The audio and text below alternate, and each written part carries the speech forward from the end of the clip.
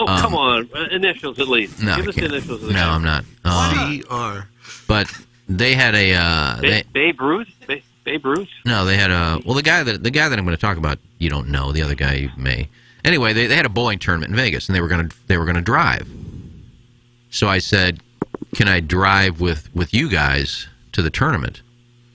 And they said, "Yeah, but you got to stay 2 days," because then they were going to Reno after Vegas. So I said, "Okay, that's fine. I'll stay in Vegas for 2 days." So we get to Vegas, and my one buddy calls a hooker to the room. I said, "Yeah." No. I said, "You're not doing that, are you?" He goes, "Yeah, look, I found this pamphlet on the strip. It's got all the." I said, "There's thousands of them, man." He says, "Yeah, I just need to get laid." I said, "Oh, whatever. I'll go down and gamble." So the hooker shows up. I go down to gamble.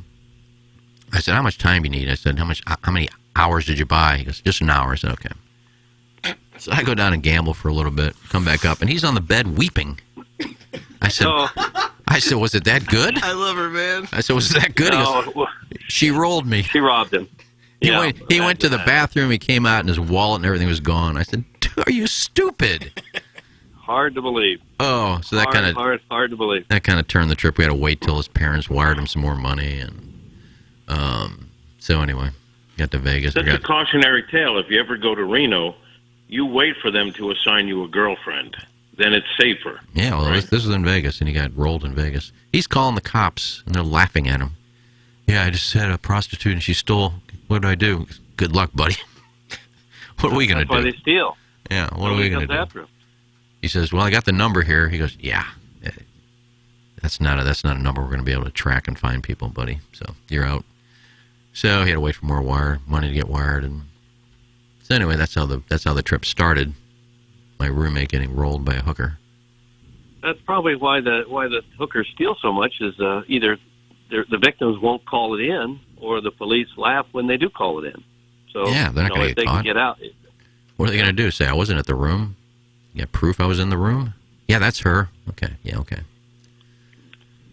I guess it's dangerous if the guy came out of the bathroom just as they were rifling through his wallet. They might be risking their lives there, but you got to be in pretty desperate situation in your life to be in that place in the first place.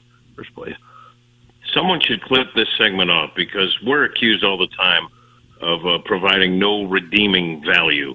But this is a story that I think a lot of people can get some useful information from. We just outlined why it's not safe to bring a hooker to your room in Vegas. Thank you for that. PSA. And if you're ever in Reno and you're getting change for, of course, now I don't think they give you tokens. Make sure you count your money. If you're getting change for 20, make sure there's 20 coins in there. Check references before you get a hooker. Yeah, that's good. That's a good one. 3 references or get out. Just whack it. My God. Okay, Iggy. I can't tell what's real and what's a drop anymore. Settle up. This whole segment's a drop. Yeah, this is all one drop. I will tell you this. I don't know if you can find a better place to get your work in than Family Golf and Learning Center if you want to become a better golfer. The driving range is absolutely phenomenal, but the short game area is where you are going to shave strokes off your game. It's Family Golf and Learning Center. Enjoy lunch or dinner on the terrace and wonderful patio on the back 9, bar and grill, plus the incredible golf amenities at Family Golf. Learn, practice, play your best. FamilyGolfOnline.com. Hey, this is Tim McKernan, and I am here with Ryan Kelly. And Ryan, you have a program that may be of interest to some of our listeners, and that's with reverse mortgages. Definitely a few of the listeners, if not a lot of their parents for sure, will definitely love a reverse mortgage. And this isn't a new product. It's been around for quite some time, but right now it is very popular. If you are 62 years old or older, you may qualify for a reverse mortgage. And I'll give you kind of an idea of what that looks like. Let's say that you owe $200,000 on the home, and maybe they're appraising for $400,000. So you have this $200,000 of equity, but you don't want a monthly payment. You can't afford it. That's why you are where you are, battling to pay the prescription costs, the credit cards, help out the family, get everybody together for the holidays. Well, with that reverse mortgage, you can take that equity out and you don't have to pay it back. You don't have any monthly payments. You have nothing until you sell the home. So it's a great way for our folks that are 62 or older to tap into the equity and not have any payments until they sell the house. Learn more about reverse mortgages today by visiting thehomeloanexpert.com. Hey, this is Tim McKernan of TMA, and I am thrilled to have new clients on board Longo Biggs Injury Law. CD Longo and Doug Biggs. And Doug, the thing I want our audience to know is that you guys are local and you guys are different. Tell our audience how you're different. Yeah, Tim, both CD and I are from St. Louis area, born and raised in the South City area or the South County area, and we are also thrilled to be part of the TMA family now. If anyone signs up with us for an injury case, their case is treated like they are family. We get to know you, we get to know the ins and outs of your case, and make sure we represent you like you are part of our family. We're not like one of the large firms in the area who might take your case and just treat you like another number or another file. You'll get our personal attention. It's either CD and I who will handle your case directly, and if you are injured in an accident, please remember us. You can visit us at longobiggs.com, and that's Biggs with 2 G's. The choice of a lawyer is an important decision and should not be based solely upon advertisements. Mother's Day is coming up, and I have the perfect gift for you to give your mom this year. It's Sound Story. Hi, this is Joe Buck. Every year we try to come up with the best gift to show our moms how much we appreciate everything they have sacrificed and all they have done for our families.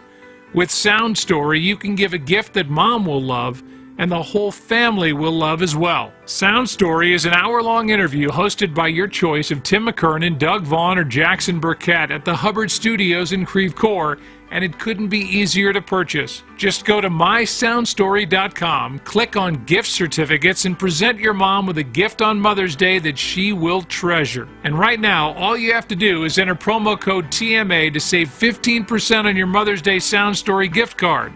Just go to mysoundstory.com and enter promo code TMA for 15% off your Mother's Day gift that she and your family will never forget. Hello, it's Jackson for Rosalita's. TMA listeners know that Rosalita's Cantina has the best patio and the best Tex-Mex in town. From tableside guac to piled high nachos, the amazing menu at Rosalita's is full of classic Mexican dishes. Plus, it's always time for a margarita, and Rosalita's has the most delicious house and specialty margs in town. Enjoy happy hour specials Monday through Friday from 3 to 6, and let Rosalita's cater your next event. Check out rosalitascantina.com or visit the downtown or DePere location today. Time to get your fiesta on at Rosalita's. Live from the Michelob Ultra Studios, KPNT-FM HD2, Collinsville, St. Louis. This is TMA All Day. Rise and shine, St. Louis. It's the Ryan Kelly Morning After on KPNT-FM HD2, Collinsville, St. Louis. At the Morning After STL on YouTube and on TMASTL.com with Tim McKernan, Doug Vaughn, Iggy Strode, the Plowboy, and Action Jackson. 7:08 in St. Louis. You are listening to the Ryan Kelly Morning After from the Michelob Ultra Studios. Welcome to the Munganess St. Louis Acura and Alton Toyota 7 o'clock hour. Timothy Michael McKernan, the Plowhawks on the 1s and 2s. Jackson's in the Michelob Ultra Studios. KG in O-Town is in the Horton Watkins Studios. Ken Strode is out sick today. And Doug, you are at your home office, and that's in Southampton on Long Island, right? Well, this time of year, I usually begin to summer in the Sunset Hills area. I'm located right now immediately behind the Barnoff region. And we did put some nuclear waste here, so if I look like I'm glowing a little bit, that would be your reason. You sold some of the property, so for nuclear waste management? Well, sometimes times get tough economically, and if you can, take in some nuclear waste to make another buck, you do it. I respect and you that. just live with the consequences. So what is your situation, and why are you at home for the audience who will immediately begin having conspiracy theories on a wide variety of topics? Oh, well, I tested positive for COVID again. One of the guys who went to on the cruise had a cold and got tested, and he was positive. So I thought, oh, brother, I think maybe I ought to get tested because I kind of had the sniffles too. And sure enough, I'm positive. I'm not sick. I sound like I got a cold, a little bit of nasal congestion, not the least bit sick. Yeah. And they said, just stay home until Wednesday, and then you'll be cleared to go again. So here I sit. Here you sit. How is the? How do you like the remote broadcast setup? That's the. What do you call a laptop? That's the same laptop that I was using when I was in Jupiter. Yeah, pretty nice and pretty simple. Yeah. And this is the equipment I'll be taking when I move to Monte Carlo. Begin doing the show like this. We're all going to get laptops and move away. Yeah. I'll get my Monte Carlo yacht racing hat on and get some sort of ascot and I'll set up shop there. I plan to do this in the coming weeks. That is going to look very naughty. Somebody posted in the YouTube chat, with Doug at home, can we get a video tour of the Boy Dungeon? Would you like to take the listeners on a video tour of the Boy Dungeon? I haven't got a dungeon, Tim. I haven't got a dungeon. No, I know that's been reported in many different places at different times. But yeah, it's all false. There is no dungeon here. So this is the one room I live in. I have a little one-room hovel above a nuclear disposal place. Doug could go up at any moment. So if you're watching on YouTube, you'll get a chance to watch that. We are in the Munganess St. Louis Acura Alton Toyota 7 o'clock hour. KG in O-Town is in the Horton Watkins studios. Jackson is in Doug's chair in the Michelob Ultra studios. Plowhawk is on the ones and twos. You are welcome to get involved on the show by texting in 314-881-TMA5. That is the EDF group text inbox. You're also welcome to call in, and if you do, you get to talk to KG in O-Town. KG in O-Town, is that correct? You talk to the people? Got my eyes on the phone, yep. There you go, 636-9004-TMA, and you are also welcome to email in for our Design, Air, Heating, and Cooling email the day, the morning after, at InsideSTL.com. Doug, I am curious to hear what you have to say about the passing of one of the signature voices in St. Louis sports history and perhaps one of the greatest athletes to ever come out of St. Louis, the great Mike Shannon. Yeah, the people that saw him play as a high school kid say he was probably the best all-around athlete that St. Louis has ever produced. Not the greatest baseball player. That would be, I guess, Yogi Berra or Max Scherzer as a pitcher.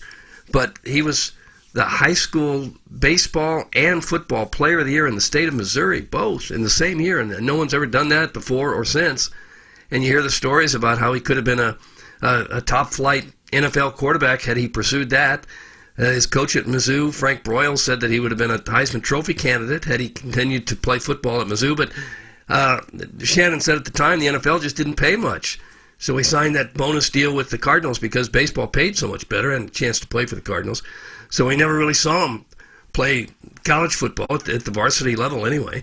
So, yeah, as a high school athlete, he must have just been a total terror. I'm old enough to remember seeing him play as a Cardinal and had just a rocket of an arm. I mean, just a rocket of an arm out in right field. You can imagine how far he could have thrown a football. And a lot of power, speed, he could do it all. Struck out a lot. They used to get him on that outside pitch. As a comparison to a current player, he's kind of a Randall Grichuk type. I would say maybe Randall Grichuk. Yeah, where he had all the physical talent in the world, could hit the ball a long way, great arm, good defensive player. That's who I would compare him to. And of course, his career got cut short there with the kidney disease after the 1970 season. But at the time of his retirement from broadcasting, I think he would have been the most famous St. Louisan, probably the best known, at least locally, on a local level, the best known personality that we had in town, and probably the most beloved. Everybody knew Mike Shannon. Everybody had a run-in with Shannon, loved him. I just can't imagine anybody squeezed more out of his time on earth than Mike Shannon. I mean, he lived large. If anybody could ever say that he lived large, it was Mike Shannon. He certainly made the most out of every day he was with us. Boy, that's a great way to say it. And I think his son, Tim Shannon, who issued a statement on behalf of the family, said something along those lines. He absolutely maximized his life. What we are going to do on the program today, we're going to play some of his most famous calls. We are also going to play a 35-minute interview that I did with him, and this took place on my podcast, and I was learning some things about him that I was not aware of, and I would imagine, I know for a number of our listeners who are closer to Jackson's age, probably didn't know. I asked Jackson to listen to it last night to make sure that there wasn't any profanity, and then also the content was evergreen, and you said that it was, and you were hearing things that you, at 25 years old, had absolutely no idea about, and as I was talking with him, I wasn't aware of. He grew up in Epiphany Parish in South City, went to CBC, and was just a ridiculous athlete. You talk to anybody who... my dad talks about him. My dad's older brother, who I think he was at CBC at the same time as Shannon. I think they might have been in the same class, actually.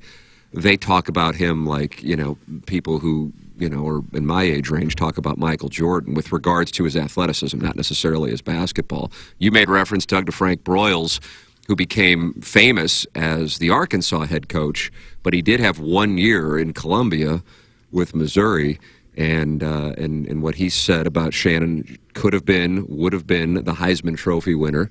So you'll hear Mike Shannon tell his life story. When Bobby Plager passed away, we played the interview we did with him, and so we'll play Mike Shannon coming up here on the show. So people will be able to hear his stories and his voice, and that will be coming up on the program. Kelly Chase, who is I talk about guys who are great storytellers. I mean, Jay Randolph Jr., Mike Shannon, Mike Claiborne, Kelly Chase. Those are my four kind of Mount Rushmore. And Chase and Shannon hanging out together. They would go hunting in Saskatchewan, where Chase is from. I can't even imagine what the hell that was like. So Chase is going to join us coming up in the 9 o'clock hour to talk about his good friend Mike Shannon. So that will be something you'll want to hear as well. So that's what we have coming up as a tribute to the late, great Mike Shannon. Jackson, you pulled some of his most famous calls.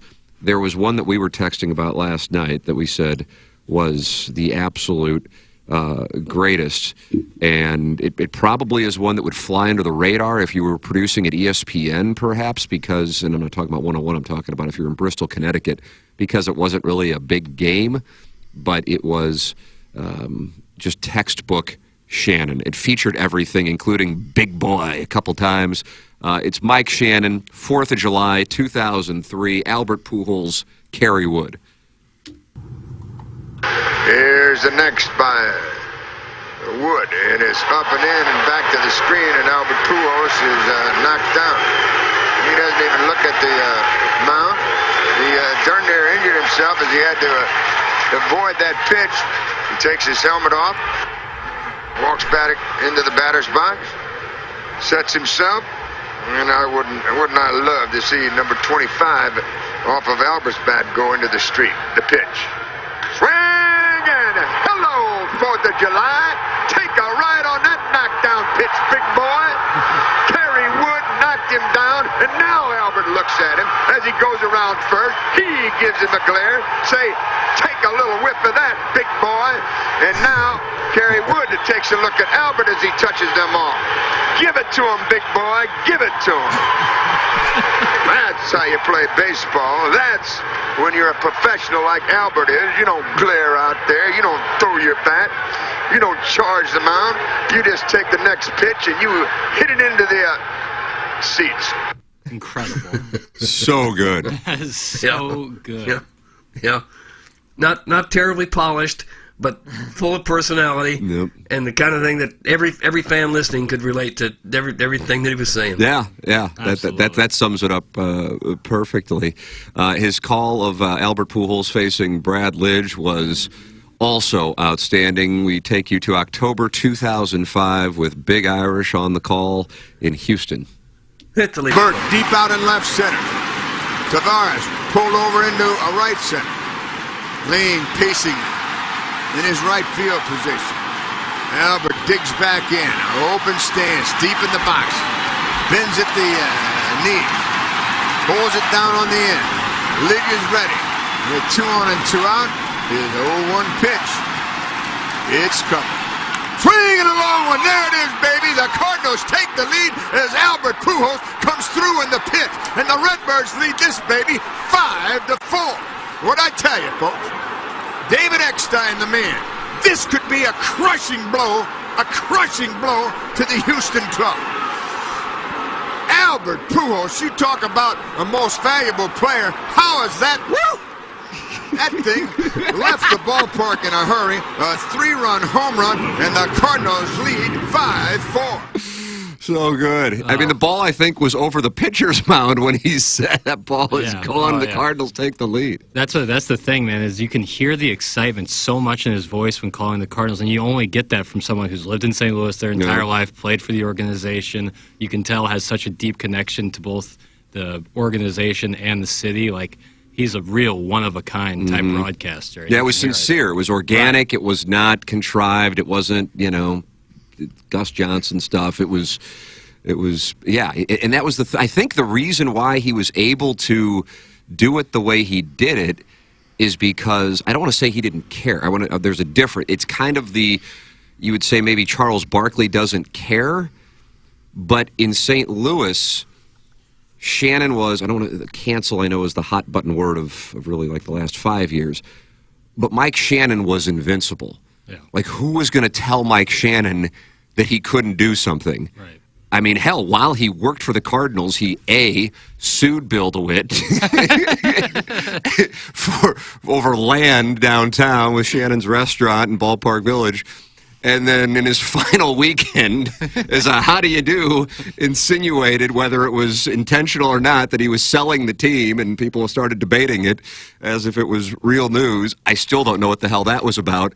I mean, can you imagine if, like, anybody else who's calling Cardinal baseball would say that or do either one of those things? He could, and so it was all real, and it was all organic because he did. I say he didn't care, but I don't mean it like he didn't care and he was lazy about it. He just was kind of above the BS. Like, if somebody asked him to make an apology, he'd go, I mean, F off. I don't really, I'm not interested.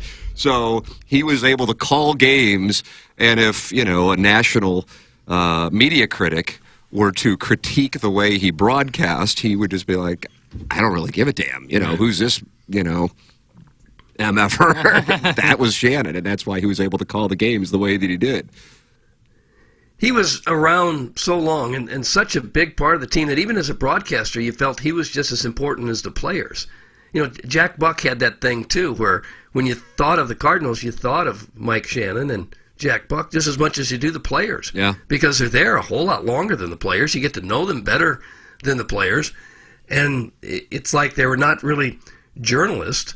They were part of the team. And certainly I think Mike felt like he was part of a team, and he was. Yeah, he was a guy that we joked that if Yadier Molina parked his car in center field for the game that day, and if Mike Shannon parked his car in center field that day, they would not ask them to move the vehicles. They would just decide it's better to just play around the cars as opposed to ask either one of them to move the cars. That kind of gives you an idea of the power he had in the broadcast booth. Here is Shannon calling the final out of the 2006 NLCS. Adam Wainwright, Carlos Beltran. Hit the lever, Plowsy. Cardinals leading 3-1 here in the bottom of the ninth inning. One of the most dangerous hitters in the business at the plate, Carlos Beltran. He is ready. So is Wainwright. The 0-2 delivery. Curve struck him out looking. The Cardinals are going to Michigan to take on the Tigers. They mob Adam Wainwright on the mound. They are National League champions and headed for Detroit as they mob the pitcher. And now Yadier Molina. In comes the bullpenners to pile on. The Cardinals have won this game 3-1 on a 2-run home run by their catcher, Yadier Molina, and they're still out on the infield celebrating. There it is. Big Irish. My favorite game of all time. Is that right? Oh, yeah. I didn't even get to stay up to watch that, to watch the next day. The Donald Trump peering in the background will always be the best photo of all time. Yeah, but that game is incredible, and Shannon being able to call that is just awesome. So awesome. I love that team. I love that year. And Shannon is like the voice of that in my mind. Just like going to baseball practice or something in the summer in my dad's Chevy Blazer, listen to Mike Shannon call baseball games. It's like such a huge memory in my mind. Getting a bunch of texts on the passing of Mike Shannon. And again, we will have Kelly Chase joining us in the 9 o'clock hour, one of his closest friends. I can't wait to hear these stories. This will be phenomenal. And we will play a conversation I had with Shannon, kind of a life story thing. And I think it'll open people's eyes as to, because people think of him, especially if you're of a certain age and younger, as the voice of the Cardinals, and understandably so, along with Jack Buck for a period of time. And then a number of different play-by-play partners with, we go back to Joel Myers, Wayne Hagan, John Rooney, Mike Claiborne, who he's super close with. He was super close with Mike Claiborne. But I mean, his athleticism. I mean, he had a key home run or two, Doug, didn't he, in the '64 World Series against the Yankees, right? He hit a home run against Whitey Ford to tie Game 1 of the 1964 World Series. The Cardinals went on to win that. Yeah. That was probably the highlight of his career, I would imagine, as a very young player. Yep. The first year that he was a starter, to homer off Whitey Ford and beat the Yankees in the World Series. And he had a homer in '67, and he had at Fenway.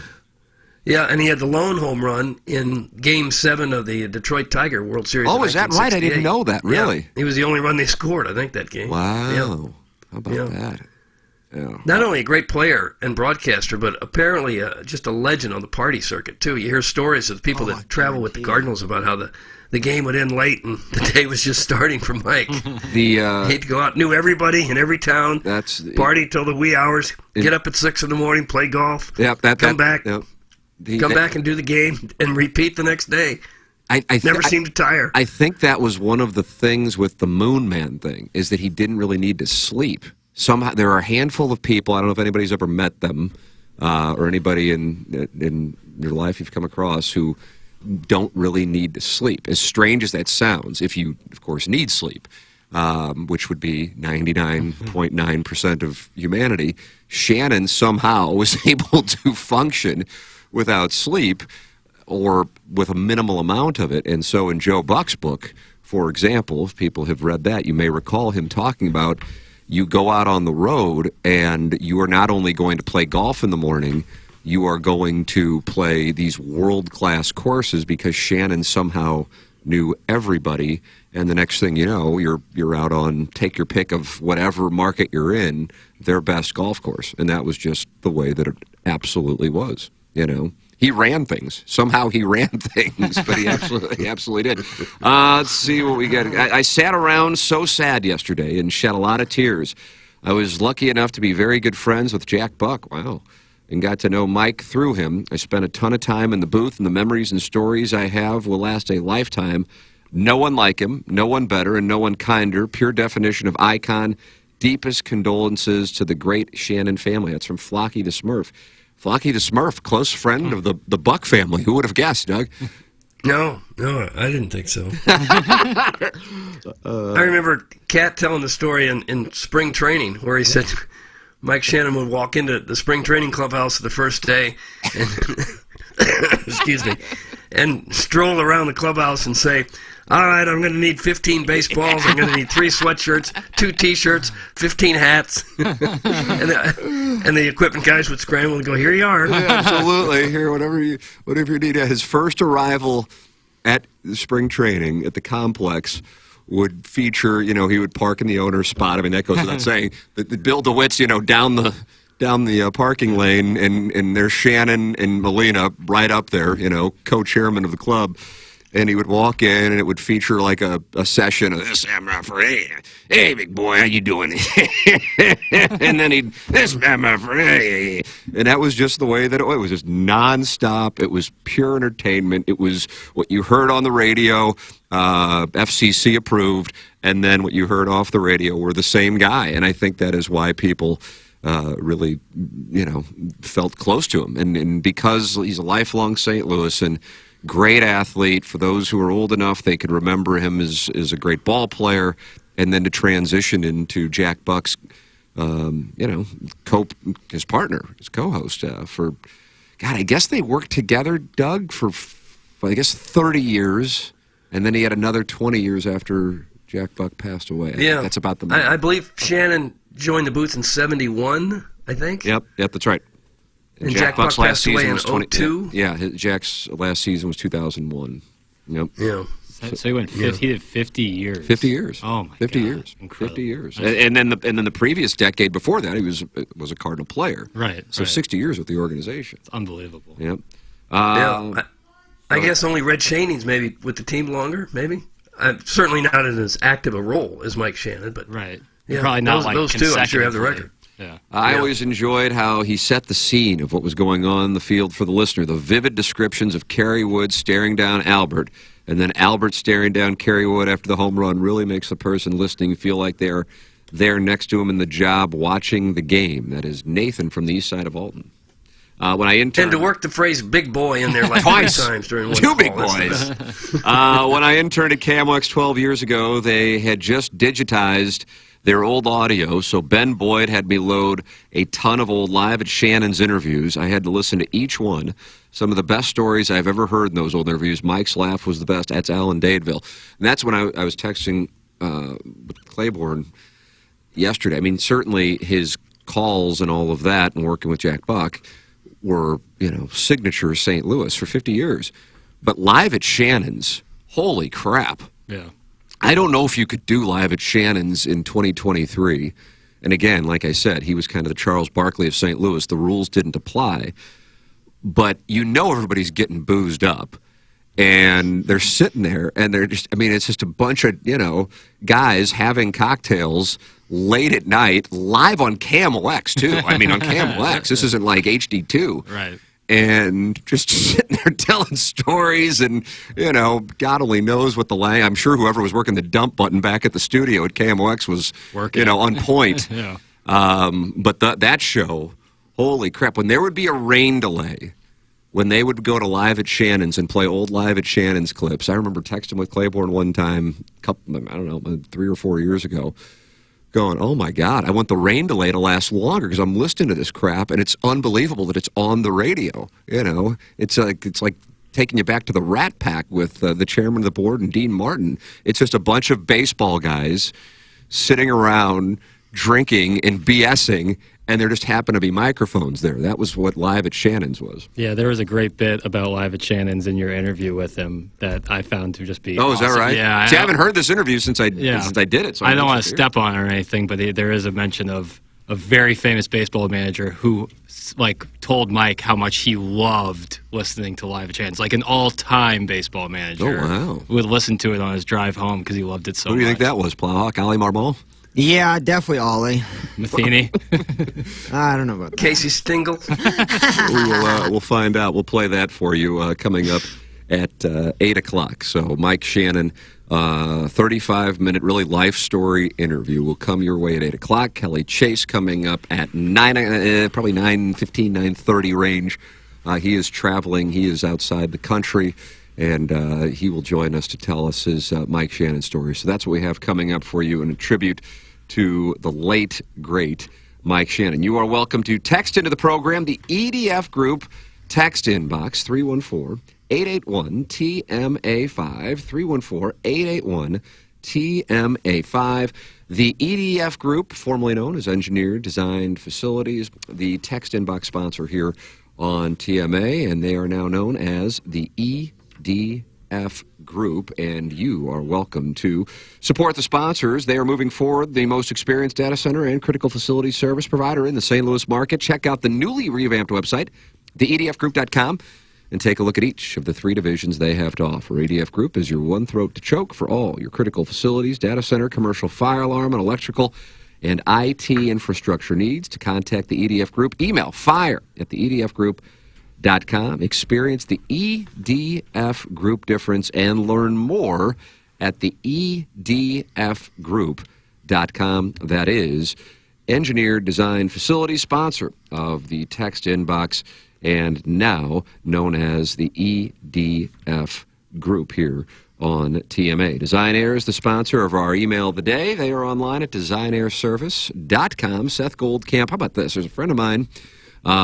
who has some, I guess, commercial real estate, I suppose, and he contacted me at about 4 o'clock on Friday afternoon, this past Friday, and said, I've got a situation where the entire building's air conditioning is down, and if you can recall, even though yesterday was brutally cold and windy, Friday was perfect. I mean, my God. And if you have an office space and the air conditioning is down, that can be problematic. And so he was like, I reached out to Design Air, and it was fixed by 6 o'clock. That's an office space. 4 o'clock on a Friday, fixed by 6 o'clock. And he goes, I can't believe it. He goes, I've never seen anything like this. That's the kind of service that Seth Goldcamp and his staff provide to our listeners. It's Design Air Heating and Cooling. Still in a spot right now where we have temperatures that are, relatively speaking, cool. It's going to be cold and windy today. It'll get up into the low 60s. But you know it's coming, and it is going to be hot in St. Louis in May. That is inevitable. So when it happens, have your air conditioning prepared. Get it tuned up with Design Air Heating and Cooling. And all you got to do is go to designairservice.com. A little chat bubble pops up, and you're communicating with one of their service techs, and they are out at your home quick, fast, and in a hurry, or your office, as the case might be. It's Design Air Heating and Cooling, the official HVAC provider of TMA and the Tim McKernan Show podcast. If you are looking to shave strokes, driving the ball 300 yards, it's cool and impresses your buddies, but scoring amounts to getting the ball in the hole. How many times have you hit a great drive only to miss the green, skull a chip, and three-putt your way to a double bogey? While tour players are able to get up up and down two-thirds of the time, scratch golfers still only get up and down around half the time. Thus, the best way to lower your scores is to improve your short game. And that's why tour players like world number one John Rahm and Max Homa have installed celebrity greens in their backyards. Anyone could put down fake turf and call it a putting green, but if you want a golf green that putts true and gives you real grass performance when practicing chips, pitches, and bunker shots, the only company to call is Clubhouse Turf, St. Louis's exclusive partner of Celebrity Greens. Each Clubhouse Turf signature green is unique in design, whether creating a replica hole like the 12th at Augusta or the 2nd at Bellerive. Clubhouse Turf can create your own backyard golf experience that your family and friends will enjoy for years to come. Call Clubhouse Turf, St. Louis's exclusive partner of Celebrity Greens, Golf Digest Best in Golf, and start improving your game today. The number is 314-834-2339. Or go online at clubhouseturf.com. Tell them you're a TMA listener. They will take care of you. It's clubhouseturf.com. Or call 314-834-2339. It is a world changer at Clubhouse Turf for your golf game. 314-881-TMA5 is how you can text into the show. 636-9004-TMA. You'll get to talk with KG in O-Town, who is back in the Horton Watkins studios.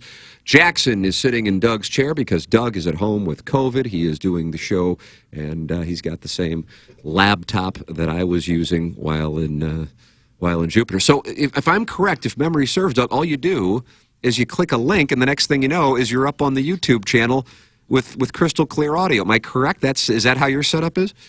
Well, yeah, pretty much. Yeah. Easy as pie, Jack. Sent me a link to type into the address bar there, and up it popped. Plugged the microphone into the laptop. Yeah, so it should be no trouble in Monte Carlo. Yeah. I guess you can relocate. Yep. So you're going to leave the Barnoff region in the nuclear waste? Are you going to disclose that in the real estate listing?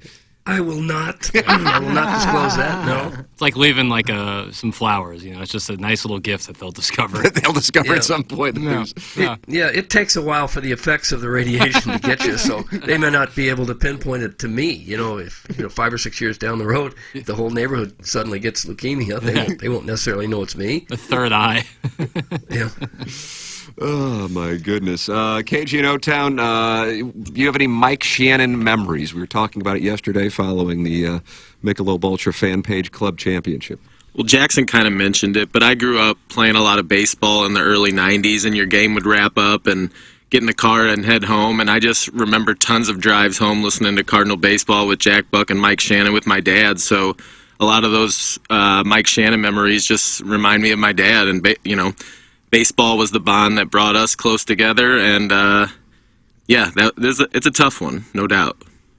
Yeah, he's an absolute legend, and to be real blunt about it, I would say the last of his kind. I don't think we'll have anything like that again, right? But not because there isn't, because I don't even know if people would necessarily label Mike Shannon as quote unquote, when it comes to broadcasting, as quote talented, but I think that's what made him beloved, is that he did it his own way, and because he did it his own way, I guess the best way, he didn't really effing care, but he didn't effing care because he didn't work, he didn't effing care because he just did his own thing and was kind of above the law. And at this point, with the exception of Charles Barkley and maybe there are a couple guys left in some local markets, no one's above the law when it comes to play-by-play. Everybody's kind of corporately approved, for lack of a better term. Mike Shannon would never get hired in 2023. Would never get hired in 2023. If they said, hey, we're going to do a show with the Cardinal broadcaster hanging out at his bar in downtown St. Louis, drinking on the air with some other ball players and managers, and then they're going to go play the next day and broadcast the next day. They'd go, good luck. It wouldn't even get past the lower tier management in St. Louis, much less up the corporate chain. So what I'm saying is it can't happen again. It was an era that he was a perfect face and voice for. You see what I'm saying on that, Doug?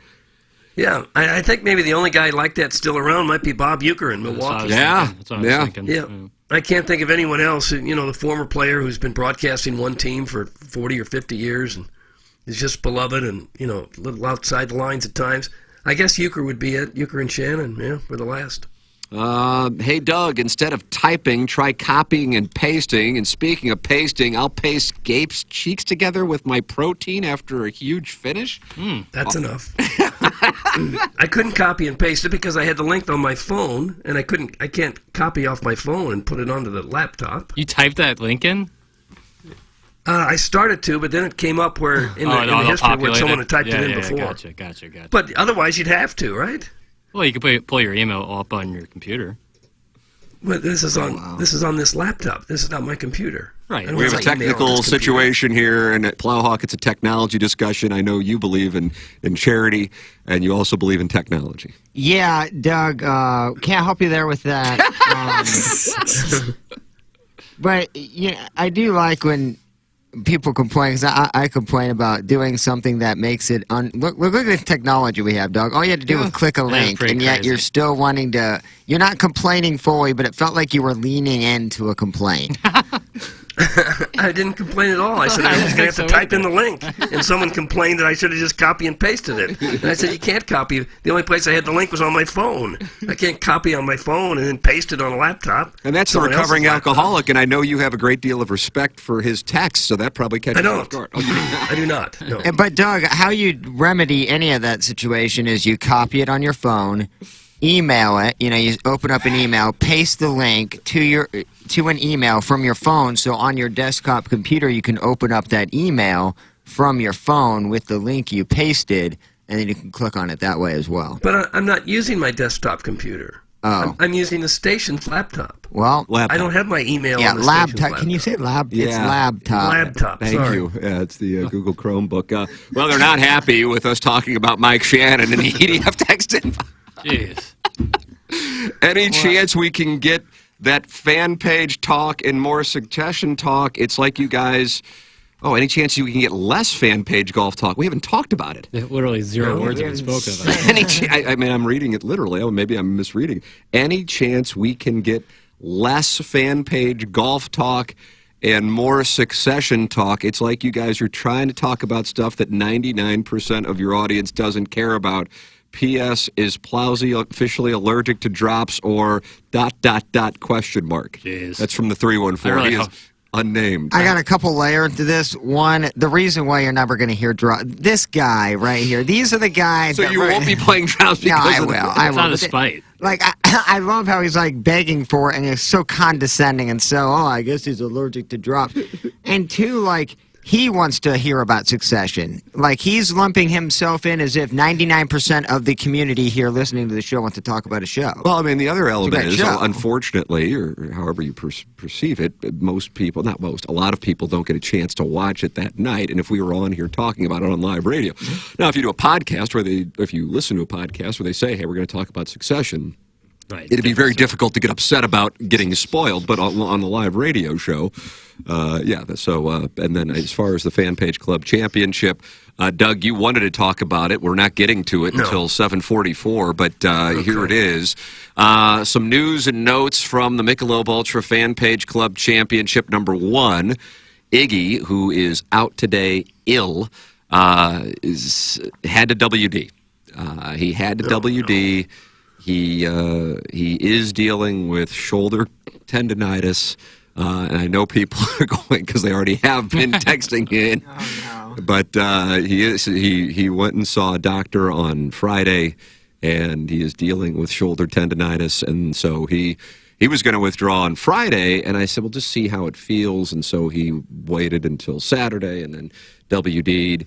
And you played in the group that he would have played in with Doug, did Guy win it in 2019 or 2020? I don't know the years, Tim. But Guy has won it, and the gentleman who replaced Iggy was a man by the name of Joe Klaus.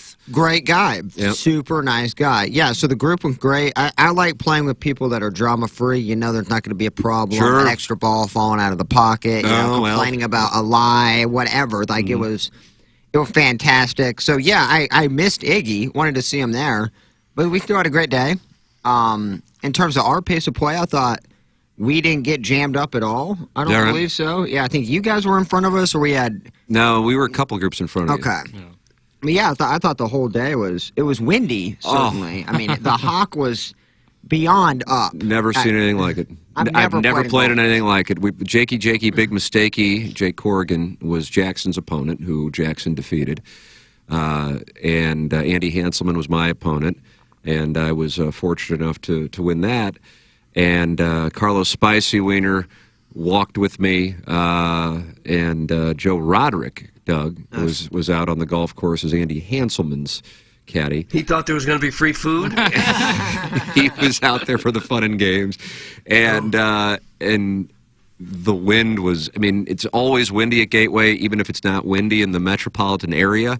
But when you have wind in the metropolitan area, which was the case, you usually, I guess, can multiply it by 2 or 3 times. And I've never played in conditions like that. I guess if you, like Jake said, he had played in Ireland and Scotland, and he said it's like that it's kind of cold and a little bit of like a constant rain or mist, and it's windy, but not necessarily that level of wind. That was.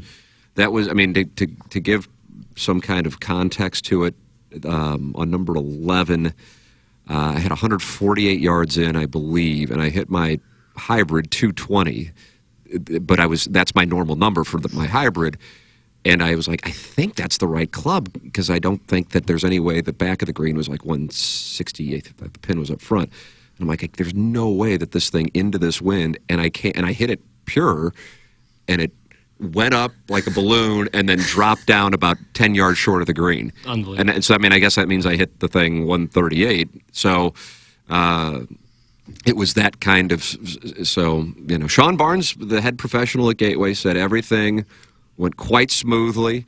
He said there were pace of play issues. We did request that the players stick to the USGA 3 minutes to look for a golf ball rule. I think our group certainly violated that. And I would imagine the other groups probably violated that as well, and it's understandable. I mean, if you're playing with people you don't know and you got to call a rules violation on somebody in a hackneyed net tournament, that would be a little awkward. So I think Sean said the only issue is pace of play, but this is the only time where everybody plays at the same time. So there's that. Jackson, thoughts on the FPCC? Yeah, boy, conditions were windy. I almost lost my hat. I was on the back of the green on 13. The hat went flying, and I thought I was going to go to the creek on 10, which is a pretty decent distance. I had to. Oh yeah! Wow. Oh, that's when you were. And I heard you make noise, and I go, "What the hell happened over there?" And that was because your hat blew off. My hat blew away, and I had to sprint to go grab it. It was pretty brutal in that sense, but it was a short game session because you knew balls were going to get knocked left and right. Doug, were you watching it? No, I watched none of it. No interest. But it was going to be short game, so whoever was going to scramble better was going to be in so much better shape. And I think that was the biggest difference between me and Jakey Big Mistakey. Is I think we were pretty similar, whether it was off the tee or approach shots, but I just scrambled a little bit better, avoided some big mistakes, and got the victory. But that's kind of how everyone's got to win, because you're not going to be able to hit that big drive with the easy 7-iron into a 160-yard green. That's not how it was. You had to really play it. And Jakey Big Mistakey, he knew how to hit the ball into the wind. That was pretty impressive. But I don't. I only hit it high. So it was that was tough for me. But the conditions, I probably played in similar conditions once or twice, but that was as bad. In Florida? Once in Florida, once in Missouri in a high school tournament where I hit like a 4-iron 100 yards. Oh, nice. And I was like, okay, I shot 3 digits for sure. So yeah, that was it was as bad as it's ever been in the wind. But it was a great time, great group. Just great people all around. Mr. Licks has called you a vanity cap. I personally observed Jackson yesterday, did not play well, but as a 10 or 11 index, I would buy stock in you. I think you're very dangerous in this tournament.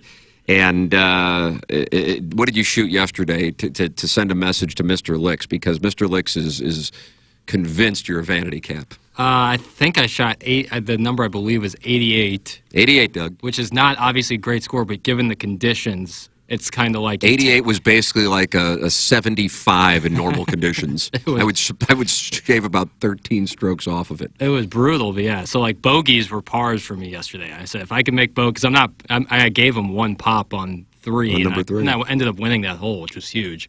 But it's like if I take bogey, I can pretty much.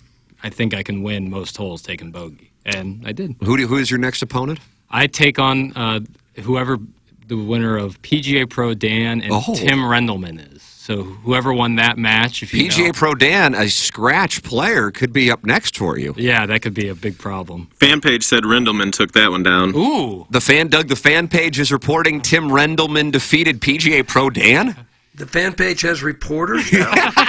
That's a big... Yeah. Well, more breaking news. It just came across my desk. Defending champion Chris Heck, who I was very bullish on repeating. He was taken down yesterday by Kevin Roth.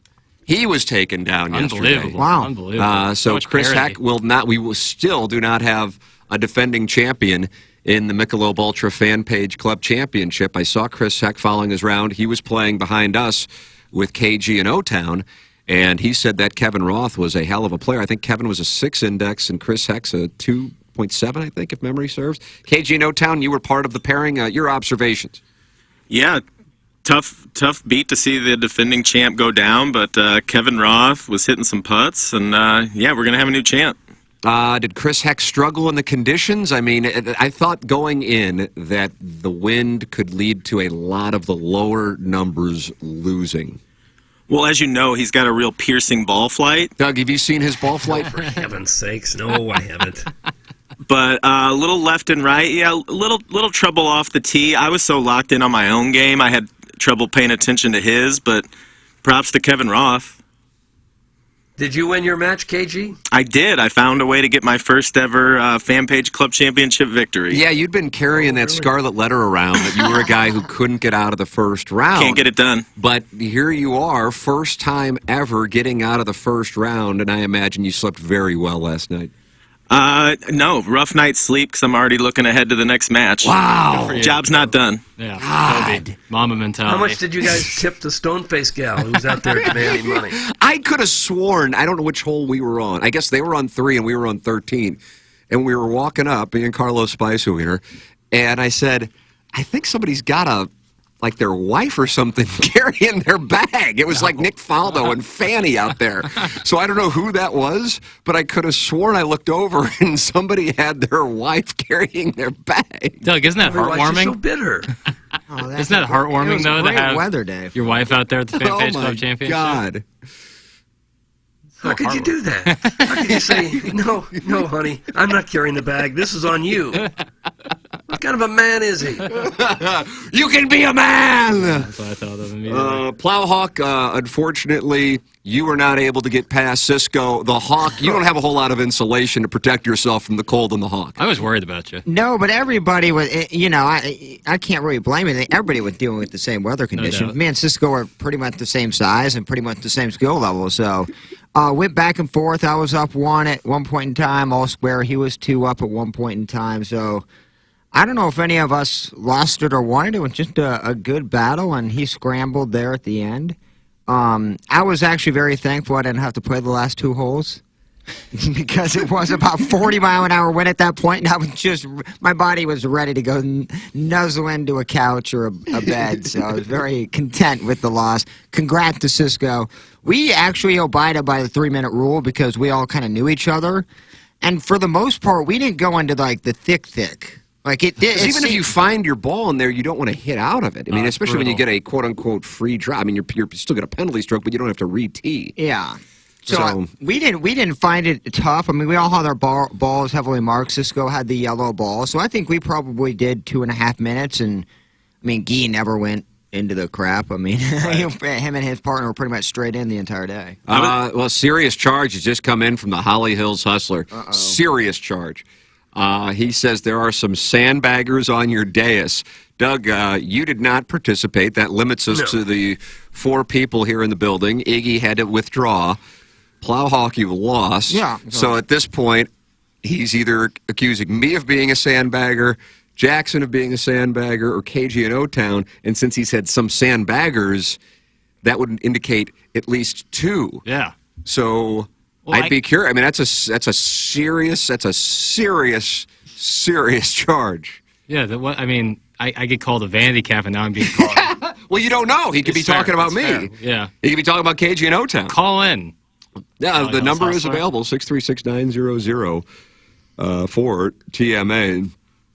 No wonder pace of play was an issue. I saw a video of Jackie Boy taking like 6 practice swings before addressing the ball. That's from Harrison's brother Master. Where in the hell is there video of your practice swings available? KG and O-Town put up a video of the first tee. I like. Yeah, that's a lie. Like Jack. KG and O-Town starting to get hip to the show. Like Jack, I fired the first shot in the Fan Page Club Championship for 20. Oh, you did? Yeah. Nice shot, Jackson. Thank you. Yeah, right down Main Street. I took 1 practice swing and then like a secondary, just check my takeaway, and then I hit the ball. I no longer, for the most part, unless I'm like waiting, don't take full practice swings before, because I've noticed it takes away some of the energy. I don't know, I like having that fresh energy when I get to the ball. Doug, you should have seen the way Jackson was going Jane Fonda on the driving range yesterday. There was a lot of pre-round stretching. I looked over. Did you have bands out? I had bands. No, you didn't. Yeah, he had bands, and he was in the... Like I had a singular Cletus band. were doing it as a man who wears a girdle and is in his 60s, I would understand, or if somebody has some kind of injury. But there's 25-year-old Jackson, I would imagine, on the younger side of the median of the field age, and he's on the ground doing all of these yoga. You were, what are you? Calisthenics, yeah. Downward dog, I felt like you were. Crying in a bucket. No. Well, okay. First of all, I think I actually am the youngest player in the event, if I had to guess. Oh, is that right? I don't think anyone would be younger than I. There's little beer cats in the field? No, it's a miss. Little beer cat. But I have found that I play my best golf when I am fully stretched. That I would rather fully stretch out for 10 minutes than get 10 minutes on the range. I found it's better for my game when I can fully turn, when I'm loose with my shoulders, when I'm loose with my wrists. So that is how I like to warm up. And if people don't like that, sorry. I'm moving on to the next round. Maybe some of these people who lost could have used some scapula stretching, could have got down on that ground, opened up those hips. They probably got tight hip flexors. They can't turn fully at the ball. And, if you got to take care of the body. And so stretching is a big part of that. I used a band and I won, so... That band is what wins for the players? I felt as loose as could be. Dick's Sporting Goods is going to be all out of stretching bands by the end of the show. The new Dr. Biondo. I tell you what, you're looking at your hand. Did you have an issue? I'll tell you what, I was one up yesterday, and I went to move some issues behind my ball, and it was like a thorn bush. Oh, no. And I jacked my hand up, and then that was the end of that. Oh, no. Because it was like bleeding, and I'm like, okay, well, I don't have any Band-Aids or a towel, so I just kind of let it bleed, and it hurt, and it was stinging. So, yeah, that was not the injury I needed at the time with all the momentum Do you think it cost you your match against Cisco? No. The Thorn Bush? No, it's a couple Hashtag who wants to text in as the Thorn Bush? couple bad decision-making skills. What was the old ref's name you dropped last week? Oh, Roy Hopper. Roy Hopper. Thornbush and Roy Hopper. Come on, Jackson. First you wear a ski belt in the ocean, and now you're doing calisthenics on the driving range. You are so unrelatable to the walruses. That's from the 636. Do you feel like the Ledoux thing and the stretching thing and having a healthy BMI is starting to alienate the audience? I guess. Do people not stretch? Do people just go? No. Do people just go either to the gym or play golf and they just go out there dry as a bone? Yes. And they wonder why they have to wear a knee brace at, in their mid-40s. Can you imagine? Wow, and now you're going after Jakey. Big mistake. No. Are you dunking on him? No. He's got knee surgery coming up. He's in his mid-40s, and you're attacking your opponent. What a stunning move. Well, because he was an elite athlete. That's why he has the injury, not because... Now, what are you trying to say about the rest of the field? Elite athletes that they haven't touched their toes in 20 years. Get out there and stretch. Stretching is good for you. Every day if you stretch, it is really good for your body. Only in St. Louis are you a try-hard or you're unrelatable for doing basic, like, exercise routines. It's not, it's not like he pulled up in a Bentley and had, like, his chauffeur, like, he just was stretching with bands, and these people were like, can't fathom. And it wasn't like I took out like a yoga mat. I did like 8 minutes of stretching just so I wasn't stiff as a board. But don't do it on the driving range. Where should Stop I do with it? your stretching. On the hood of my Stop with car? your convention. Like Tawny Katane. Yeah, like in the parking lot. Chairman Steve in Wildwood says Jackson needs to be disqualified. Stretching, what an ass. You drink a beer and take a hit off the pen to prep for a match in this tournament. That's Chairman Steve in Wildwood. That's probably why you're a 25 handicap. Because your back is so damn tight. Get a good stretching. Go to the chiropractor. Get a good stretching. It could really help. Mr. Licks has just sent in a screenshot of Jackson's gin, and he says he's at 11.4. Why does he keep saying he's at 10? VANITY. That's Mr. Licks. Well, I entered an 88 at Gateway from the White Tees yesterday, so it went up to 11.4. Mr. Licks, that's kind of a fair response. I mean, the action's back on you. Where's the Holly Hills Hustler? Is he on the line to discuss who's the sandbagger? No, hasn't called in yet. Yeah, it sounds about right. Just a guy with an iPad. I mean, for real, I wonder who out of the three of us would be the sandbagger. I truly don't. KG, what's your number? 15. Yeah, I could. I haven't played. I remember playing with you when you played against Iggy. I think you were out there when the Stoneface girl was there, right? Yeah, I brought Cam Jansen. He brought the Stoneface. That's right. And I thought you were terrible. I was terrible. But I saw your swing on the range yesterday. I go, okay, KG and O-Town's gotten better. Improved a little bit, and I told you yesterday I shot a 92 at Spencer T on Friday.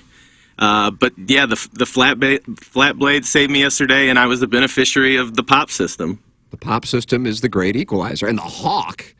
I mean, that's Chris Heck is a hell of a player. The Hawk. I mean, PJ Prodan lost to Tim Rendelman. What was Tim Rendelman's number? Is he like an 18 or something like that? I mean, you got to give pops. And you're giving pops in that wind. I was texting with Iggy about it last night, and I can't remember what he said. He said, I can't believe so-and-so lost to somebody. And I said, you got to understand, yesterday, it was like a coin flip. Oh, dear. Anybody could have lost to anybody. Yeah, there was... Period. Yeah. It was a total... You're putting off the green in situations where you'd normally chip to keep it out of the wind.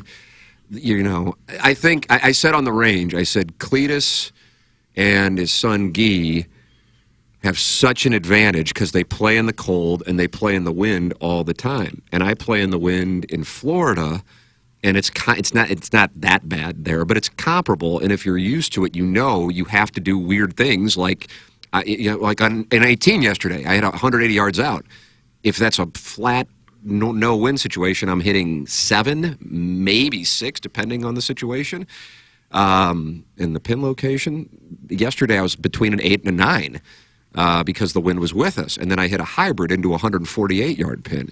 You have to know that. And then also if it's moving crosswind, you have to hit it out 20 yards off the green and just be comfortable doing it. But that's not something you can read about. It's something you learn from experience. And that is why even really good players who have good numbers in St. Louis but haven't played in the wind could get vanquished, especially when they're given a bunch of pops, because that was just chaos yesterday. A bogey was a good score yesterday. We set the over-under of 5.5 on rounds in the 70s. I know I shot, I couldn't believe I shot 79, because I would have been happy breaking 90. And Guy shot, I think, 74. And I don't know if that Kevin Roth, who beat Chris Heck, if he shot in the 70s. I don't know. But, I mean, that shows how tough it was. I mean, there probably weren't many birdies out there. There wasn't one birdie in our group. No, there was not. And I shot 2 over on the back and didn't have a birdie. It was just because of, or 1 over, 2 or 1 over on the back, and it was because of just parring a bunch. And it was not like we had close looks at birdie either. We didn't until the 17th hole. No. Even have a close look. It was just ridiculous conditions. I play Cletus next. It's going to be a real tough one for the members of the fan page. Who do they want to lose more, me or Cletus? That'll be a good gallop. Depending on what Cletus posts the night before. If it's a Rob Show diatribe, then they're... He goes, I don't get in trouble anymore because I can't post about politics. And I said, well, you do. You just do it in, your code, and it still causes hell, even though I've privately asked you 1,000,000 times to stop doing it because it makes my life miserable. So that'll be quite a matchup. He already started dry humping humping me yesterday, Doug. He did. That was Oh, nice. He humped. In preparation for the match. In preparation for the match. I'll have a What are real you gonna decision to wear? make. If I have like an 8-foot birdie putt, do I make it or do I miss it? Because if I make it, he's going to hump me. Depends if he's popping. Yeah, it depends on if he's popping. And the Yeah, hornier if he's he popping, you gotta gets, make the it. better he plays. So true. you think he's a good up and down player now? Just wait till he has like just a diamond in his pants. It makes me really uncomfortable. He spits on his hands before he takes a swing. I don't know why. I don't know why. That is true. He That is spits true. on He his does. hands. He does Jake Gyllenhaal, Heath Ledger it a little bit. Yeah. All right, Nobody Holly knows Hills that. Hustler with the accusation. KG No Town, do you have the EDF text inbox up? I'm seeing it. Oh, all right. Here you go. Sorry, had to get the kids ready for school. That's why he couldn't call in, Plowhawk. Right. I just heard rumors about a part-timer, soon-to-be full-timer, being better than a 15. I love It's that. just sus that he has 4 April 2022 scores. Wow, you haven't posted a score since April 2022? I'm not sure on that. My gin did expire, so I had to renew it, so I don't know. Uh-oh. We got a situation. Peter, we have a situation. Now it says it's just sus that he has 4 April 2022 scores and 2 April 2023 scores and nothing else at all. Again, just a rumor. I wasn't there. That's the Holly Hills Hustler. Doug, is this something you're going to see News 4 investigate? And News 4 will not investigate it. And it's You're obviously the only the one guy. who knows a darn. You're the only one who knows a darn thing about match play. I guess you're going to have to make a ruling I on will this. have to make a ruling. It's on your KG. turn. It's obviously the guy who played KG was the one complaining. Am I correct on that? KG No I mean, Town, who did you just play? be- Steve Bryan. And he was happy to give the name immediately. So you think that there is a... I mean, in a way, you got to be kind of flattered you're being called the sandbagger. For real. Yeah, I mean, I think last FPCC, I think I was an 18, so it went down a little bit, but I was, my slice is awful. I had a couple of tee shots that I dribbled up past the forward tees. I scrambled well yesterday, had some pops going, so I don't think there's anything nefarious going on. How nice is it that listeners study our gin app like it's their job? That's nice. That's the thing about being a Time you enter a high score. handicap, 15 and above. If you play well, if you figure something out, then you're a cheater. And if you play poorly, then you suck. You can't win. No matter what happens, That is you can't correct. win. Nobody has ever lost in the Fan Page Club Championship without accusing the other person of being a sandbagger. That is also a tradition. Holly Hills Hustler, you can act like a man and call in. You don't come after KG unless you're ready to come after the 63124. And I can tell you this, I don't even know where Holly Hills is, which means it ain't nothing. That is from Mr. Lick, so I guess is in business with KG in O-Town. Imagine shooting a 92 or a 96 and being called a sandbagger. No offense, KG. This is like having me being called a sandbagger as an 18. Like, dude.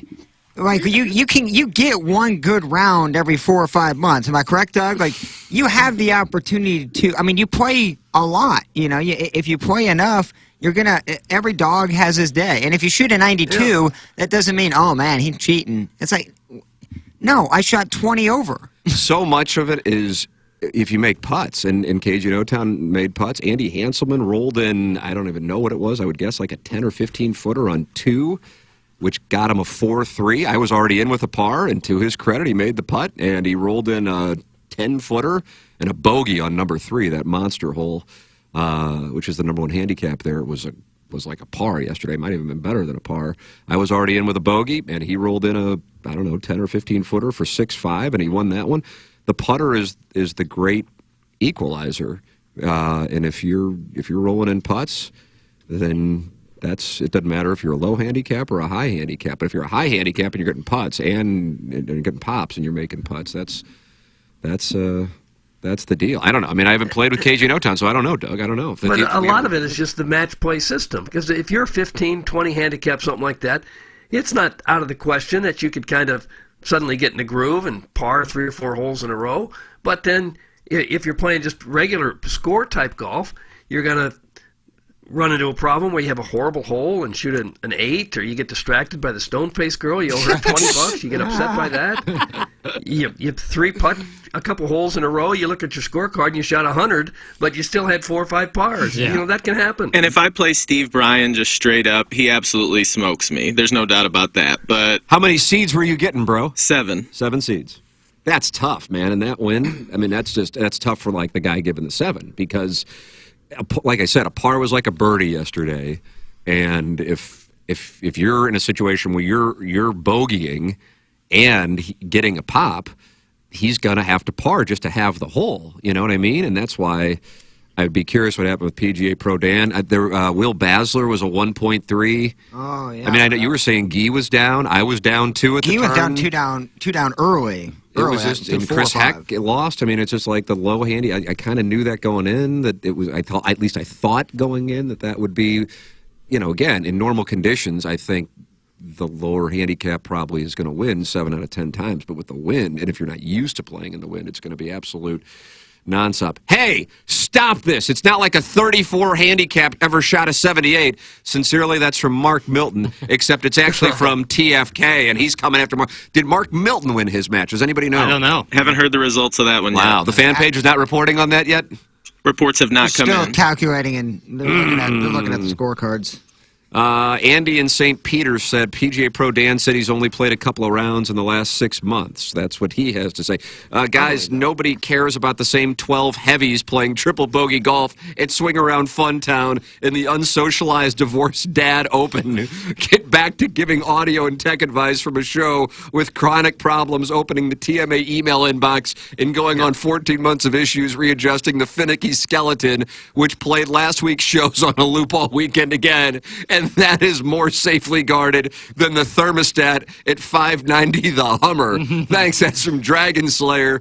Join me daily for a podcast where half the cast is out on vacation and listeners are welcome to be our fill-in producer.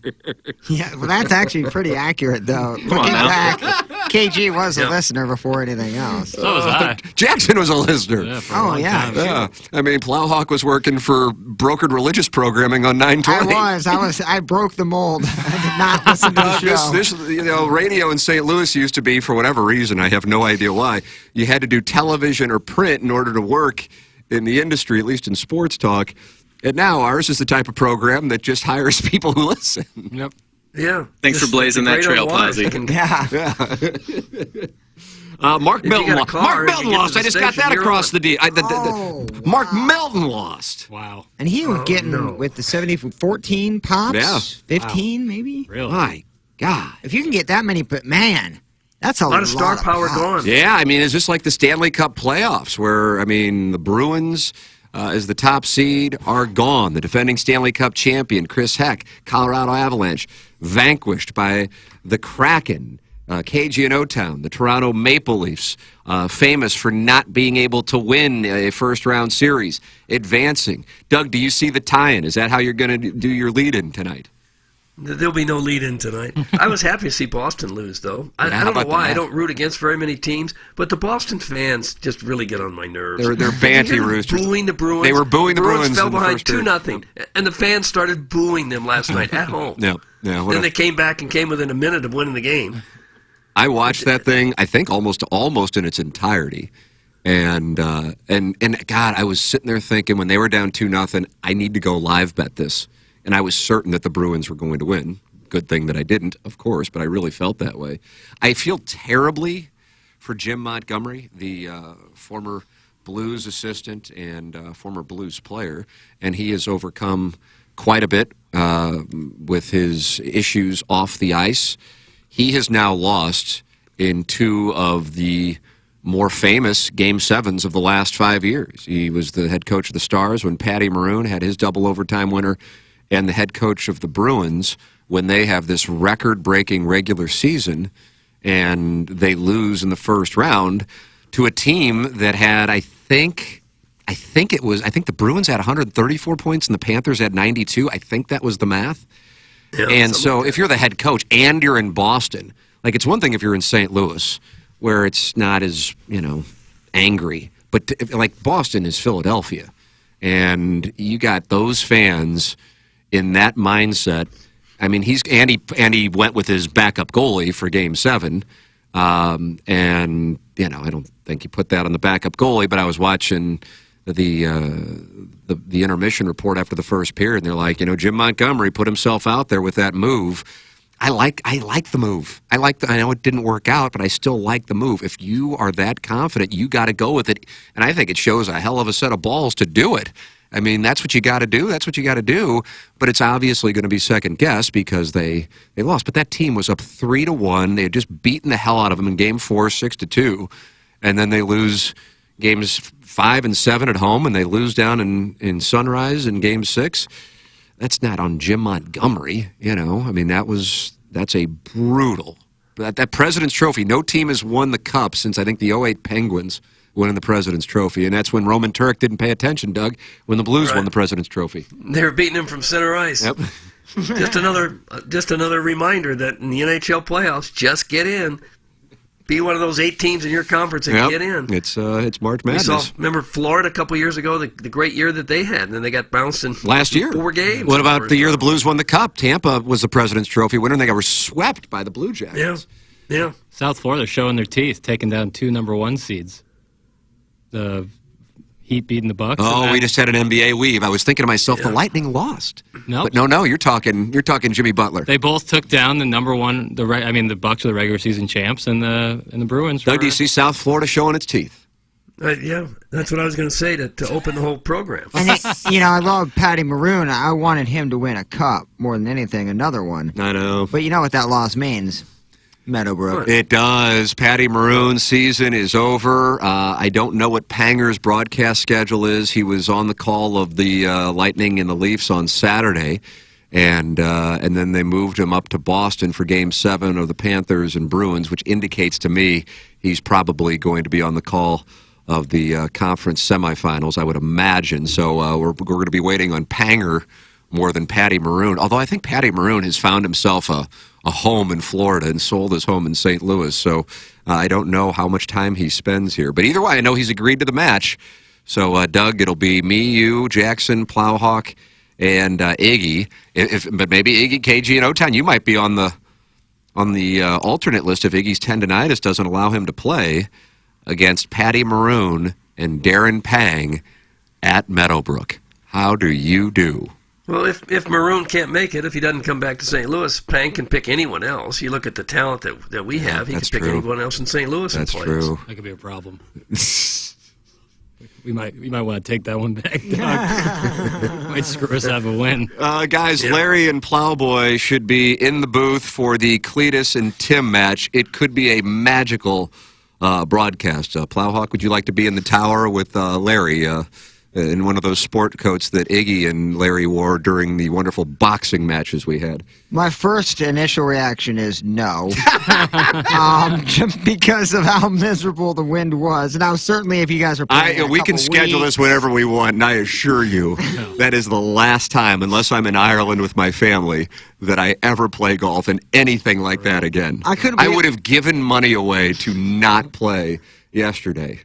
My wife goes, yesterday, at 8:30, she goes, well, can you guys reschedule it? I go, listen, woman, because I was raised the right way. Right. I said, these are 64 MFers, and for 50 of them, it's the biggest day of their life. They've already been up for 2 hours. I said, I can't do that, and I know if I ask Sean Barnes at Gateway, hey, I know you're working on your 25th anniversary event today, but can we just reschedule this for another Sunday? I think he'd just hang up on me. Yeah. So we had to do it, and we did it, and, people were in good spirits, though. I mean, honestly, we're celebrating Jennings. Yeah. I mean, you're out. I knew if somebody asked if there'd be any cancellations. Number one, people had already paid, so that reduced the likelihood. But secondarily, I mean, it's the Jay Randolph Jr. Fan Page Club Championship presented by Michelob Ultra, and people either knew Jay or felt like they knew Jay through this show.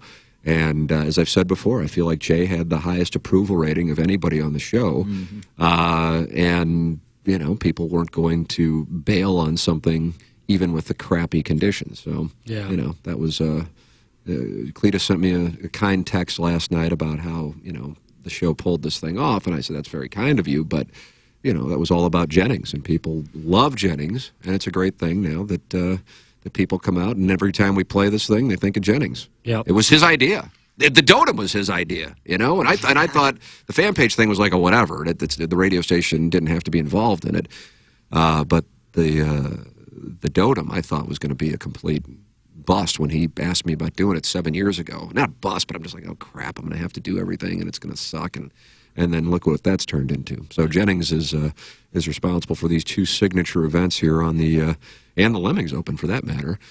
He's responsible for it all. So tip of the cap to the audience, number 1, for everybody paying so far in advance. And only, I think, 1 withdrawal beyond Iggy's shoulder thing. And Iggy really does have tendonitis. I know people like to bust his balls, but he really does have shoulder tendonitis. And then 1 other guy had to withdraw, but it's not like he was doing it. He DM'd me on Friday or Saturday, and we found an alternate without a problem. So anyway, there it is. Let me, Doug, you could tell us about the Home Loan Expert, right? Because he's our title sponsor. Sure. That would be Ryan Kelly. Yeah. We're just now moving into the big home buying season. If you're like me and you think you may have to move because your house sits on a nuclear waste site. Yep. But even if that's not the case, don't let the high interest rates today, higher than they have been, stop you from going out and getting the home of your dreams if it hits the market. Rates are in the 5s now, but they'll come down sooner or later. And as Ryan Kelly always says, you marry the house, you just date the rate. The rate will change. You can refinance in a year, 2 years or so. When it comes down, you'll be in good shape and you have that house. Don't let that dissuade you. Or if you're just looking to refinance, as I have done twice with Ryan Kelly, he can certainly take care of that too. Maybe take some money out, pay off those high interest credit cards. As a direct mortgage lender, Ryan Kelly, Home Loan Expert, customer-centered process has been streamlined from start to finish. Having the entire mortgage loan process contained under one roof allows them to quickly and efficiently close your loan. Their ability to use the newest mortgage loan products and underwrite their own files allows them to approve loans that other competitors simply can't. If you're in the market for a new house, you want to refinance, you want to pay off those credit card bills, let Ryan Kelly and his team of home loan experts help you out. The website again, thehomeloanexpert.com. Thank you, Ryan Kelly. Thank you, Sir Mortgage. Title sponsor of this program for a decade. Support the sponsors. Dominate adventure with the Terex family of rugged side-by-sides. The 2-passenger Terex and 4-passenger Terex 4. Recreational side-by-sides deliver the perfect balance of performance and comfort on the trails. The 2-passenger Terex KRX 1000 and 4-passenger Terex KRX 4 1000 sport side-by-sides are built with next-level capability and power to deliver the adventure of a lifetime. Get your Terex at Big St. Charles Motorsports, located on I-70 at Cave Springs. Jackson, you tell the people about Muggsy. Sure. I was wearing my Muggsy pants yesterday on the golf they course. shave strokes. In the wind. Doug, these are officially some victory trousers. Oh, my God. I'm 1-0 in the Fan Page Club Championship while wearing... I'm bullish on Jackson. I'd buy stock in Jackson. I'm just telling you. While wearing these Muggsy pants. And when the weather gets nicer, when it's not, windy and cold, I'll be putting on the Muggsy shorts, and I plan on having more victories in my Muggsies. You know why I felt so good yesterday, Doug?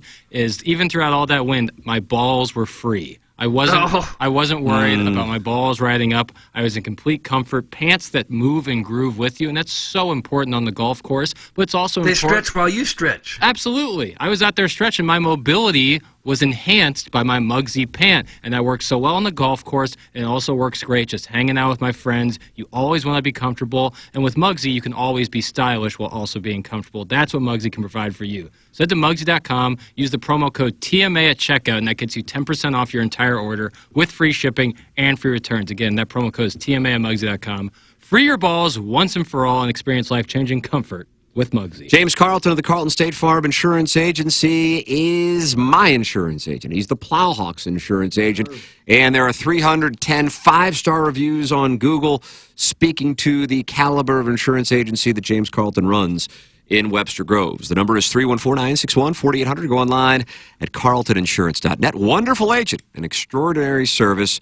I needed my windshield replaced, and my agent didn't waste any time getting a claim in and getting a technician out to my job in less than 48 hours. Both James and Stephanie are wonderful. 10 out of 10. Would totally recommend if you are shopping for a new agent or new policy. It's James Carlton of the Carlton State Farm Insurance Agency, 314-961-4800, or go online at carltoninsurance.net. If your insurance costs a leg and an arm, call James Carlton State Farm, the longtime insurance sponsor here on TMA. Jackson, could you tell us about Mark Hanna of Evergreen Wealth Strategies? Yeah, absolutely. Mark Hanna, I work with him personally, and what I found that's so awesome about Mark is that first call you make is so important because you're establishing a relationship with someone who's going to help you out, hopefully, for your entire future. You know, this is someone who's setting up your financial future, and immediately Mark learns about you as a person, and that helps him so much when creating a plan, because it's not just, oh, I make this much money and I'm this age, and all right, this plan works for people in your age. That's not what Mark does. He wants to learn about you and your goals individually, and then he creates a custom plan for you. And then if it goes down the line, you need to make an adjustment. There's a ton of things you need to make an adjustment for, whether it's kids' college fund, maybe even just your own personal retirement fund. You get in touch with Mark Hanna, and he's so good at conveying his message to his client that you just get off the phone feeling so much better. And to me, that's worth everything. That's why I work with Mark Hanna. That's exactly why you should work with Mark Hanna. You can call him at 314-889-0503 or go online at evergreenstl.com. That's Mark Hanna with Evergreen Wealth Strategies, evergreenstl.com. Send in your emails for our Design Air Heating and Cooling email of the day. Jackson, what prizes do we have today? Do we have things go pair of tickets to the Cardinals and Tigers on May 6th for the Ryan Helsley bobblehead? Yep. How about that? Yep. The Helsley bobblehead. Tickets all week. We're giving away tickets all week, the morning after at InsideSTL.com. And we have a one-game playoff today between the JV golf coach and the Dragon Slayer. That's right. A one-game playoff. So if those both write in, they will have a playoff. They both could also win today. And then in addition, somebody will win a win for May 1st for the May Design Air Heating and Cooling email of the day. Coming up on the program, Kelly Chase will tell some of his Mike Shannon stories, as he and Mike Shannon were incredibly close. And also, in the next segment, you will hear my conversation with Mike Shannon. This was a look back on his life as an athlete growing up on the South Side, part of a big family, and his career both as a ball player but as a hell of a football player, as a quarterback at the University of Missouri, could have been the Heisman Trophy winner. His career as a broadcaster, that is coming up next. This is the Ryan Kelly Morning After from the Michelob Ultra Studios. For more than 7 years, the Totem Tournament has been a rite of spring. The azaleas and dogwoods waking the golfing world from its winter slumber. So, the Totem's back May 18th and 19th at Normandy Golf Club. Brought to you by Michelob Ultra. It's only worth it if you enjoy it. Get your foursome together. That's still funny. And join Tim, Iggy, Doug, Jackson, and Plowsy for a day out on the course. Hey, so Friday's sold out now. Few teams remain for Thursday. Get them while you can, with a portion of the proceeds benefiting Birdies for Bipolar. Your ticket gets you in on all the debauchery, including your Mick Ultra beer, breakfast from Donut Drive-In, lunch from Rockstar Tacos, and a kick-ass after party with smash burgers from Rockstar Tacos. The return of the 7th annual TMA Totem Golf Tournament, brought to you by Munganess, St. Louis Acura, and Alton Toyota. Better than ever for you, their customer, and Family Golf and Learning Center. Learn, practice, and play your best golf. Visit FamilyGolfOnline.com. Get all the Totem info now at TMASTL.com. Thank you. Live from the Michelob Ultra Studios, KPN-TFM HD2, Collinsville, St. Louis. This is TMA All Day. Biggie's Restaurant and Bar has been a staple of the community for over 30 years and is serving your favorites like the steak sandwich, waffle fries, and so much more. It's not just the food that's rocking.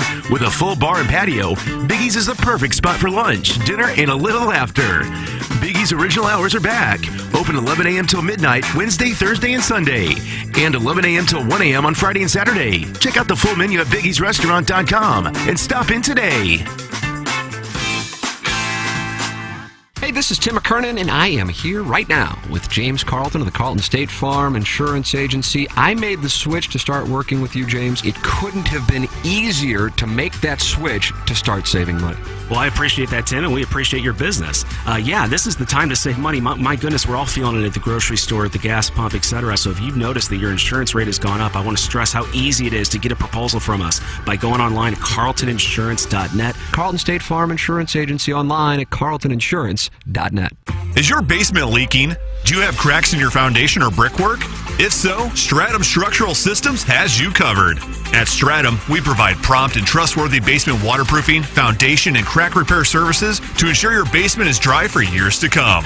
Are you finishing your basement? Stratum is also our area's leading installer of egress windows, which are now required if you're finishing the basement. Winner of the 2022 BBB Torch Award, Stratum Structural Systems. StratumRepair.com. Hey, this is Tim McKernan with Doug Vaughn to tell you about a new TMA sponsor, and that sponsor is Green Envy, a locally owned and operated company that can take great care of your lawn this spring. They've been in business, Doug, in St. Louis for over a decade. Well, they know the conditions that exist here in Missouri. It's hard to have a perfect lawn in Missouri. It gets really cold, it gets really hot, it gets really wet, and really dry. If you don't have people that know what the conditions are like in Missouri, you're going to have trouble. But Green Envy, these people have got it figured out, I tell you.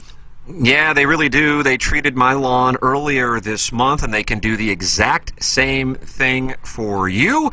And Green Envy is a company that both Doug and I are using to make sure that our lawns look absolutely spectacular this coming spring and summer. You can work with Green Envy as well. 636-757-1600. That's 636-757-1600. Green Envy. Hello, it's Jackson for Rosalita's. TMA listeners know that Rosalita's Cantina has the best patio and the best Tex-Mex in town. From tableside guac to piled high nachos, the amazing menu at Rosalita's is full of classic Mexican dishes. Plus, it's always time for a margarita, and Rosalita's has the most delicious house and specialty margs in town. Enjoy happy hour specials Monday through Friday from 3 to 6, and let Rosalita's cater your next event. Check out rosalitascantina.com or visit the downtown or DePere location today. Time to get your fiesta on at Rosalita's. Hi, I'm Ryan Kelly with thehomeloanexpert.com. Have you been thinking about buying a new home, but you're a little scared because of all these crazy headlines about how difficult it is to find the perfect home? Good thing for you, you know the expert. We will navigate you through the process to ensure you're getting the right home and the right home loan. And with our 10-day closing guarantee, you will be in the home of your dreams by the end of the month. Ready to see just how easy buying a home can be? It all starts today at thehomeloanexpert.com. The Home Loan Expert LLC, NMLS number 1326241. Hey, this is Tim McKernan of TMA, and we are thrilled to have another new sponsor on board the show. A couple of guys I have gotten to know. Longo Biggs Injury Law, Doug Biggs and C.D. Longo here with me. And C.D., one of the things that I want our audience to know is this. When people get injured in an accident, they don't necessarily know what to do, and that's where you guys come into play. Yeah. Tim, it can be a very confusing process. If you get hurt in a car accident or injured some other way, people do not know what to do. They don't even know how to start a claim.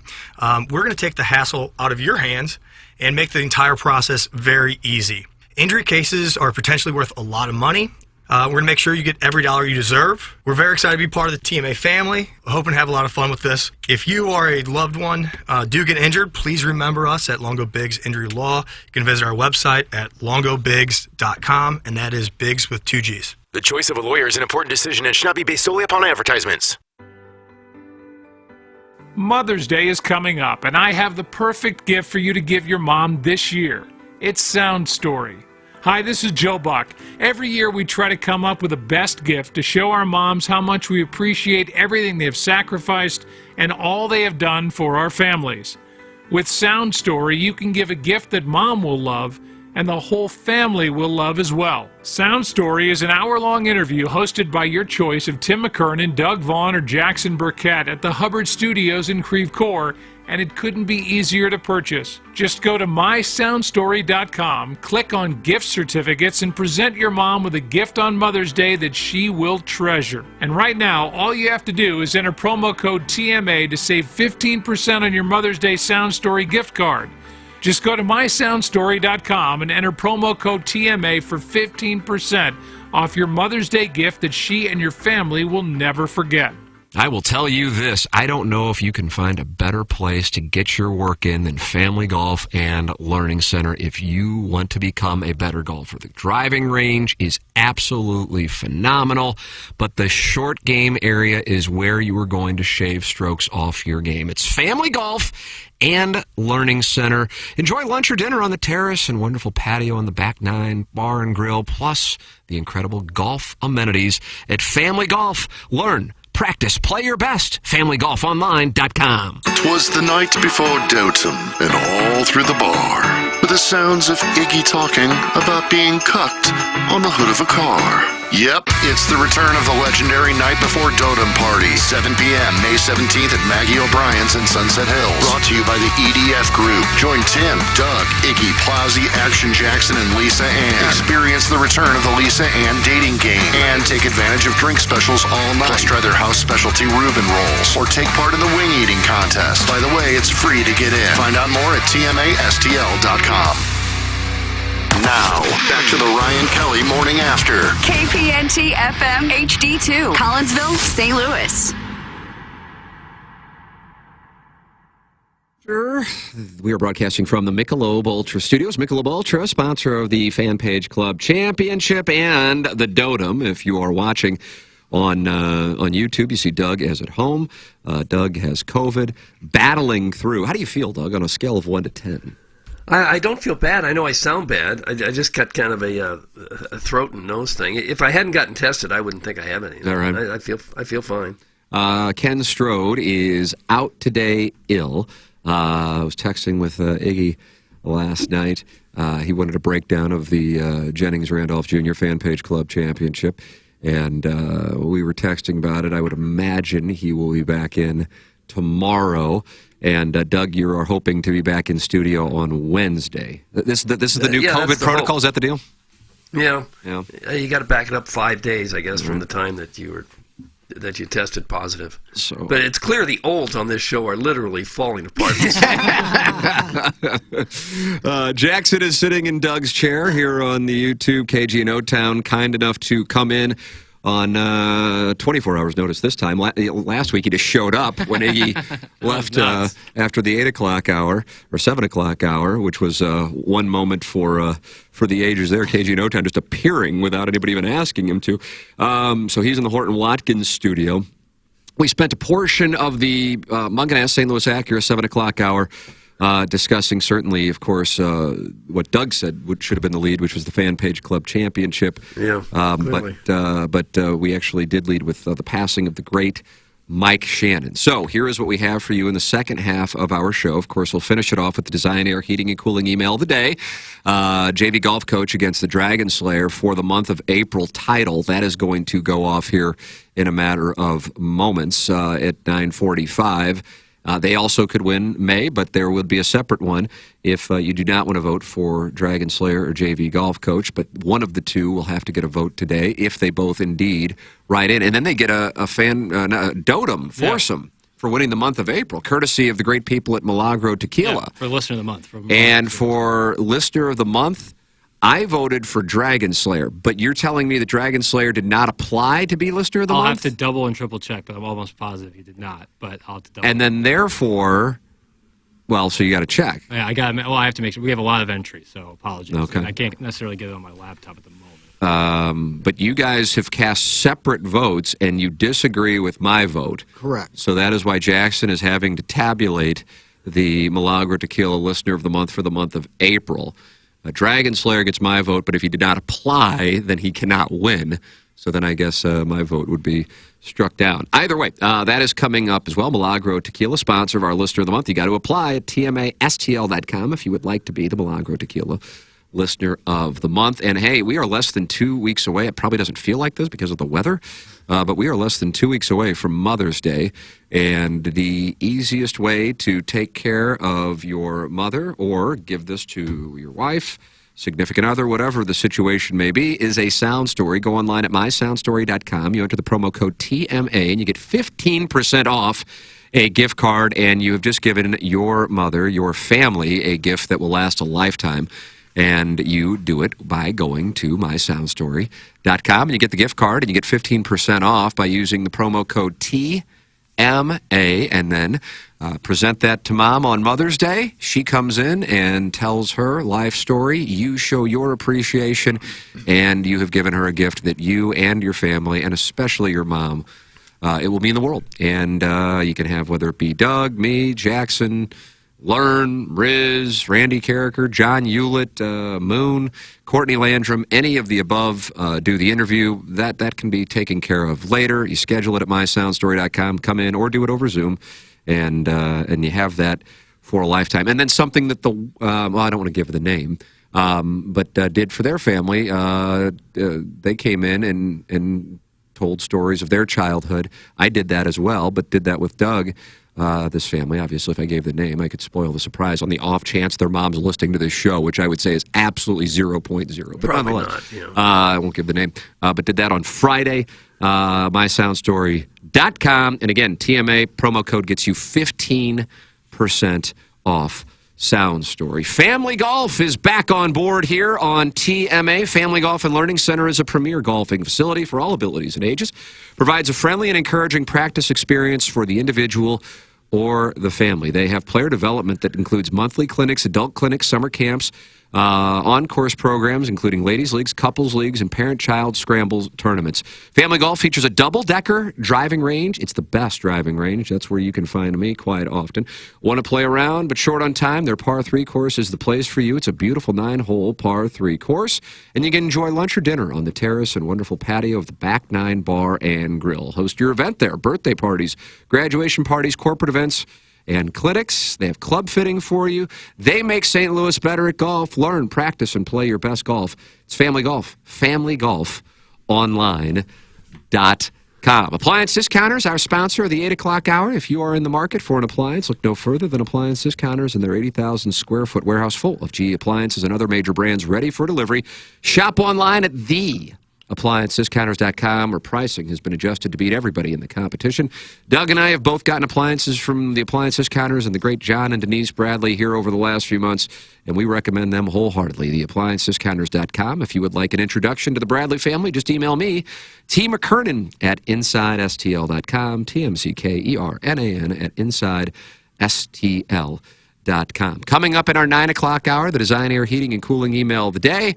And Kelly Chase will join us to give us some recollection and stories of his very dear friend, the late, great Mike Shannon. In this segment here in the Appliance Discounters 8 o'clock hour, you hear my conversation with Mike Shannon from the Tim McKernan Show podcast. Ladies and gentlemen, here is my conversation with Mike Shannon. So I want to go back. I'm a South City guy, St. Gabriel's, Tam Avenue. And you're a South City guy, but you're Epiphany, correct? Correct.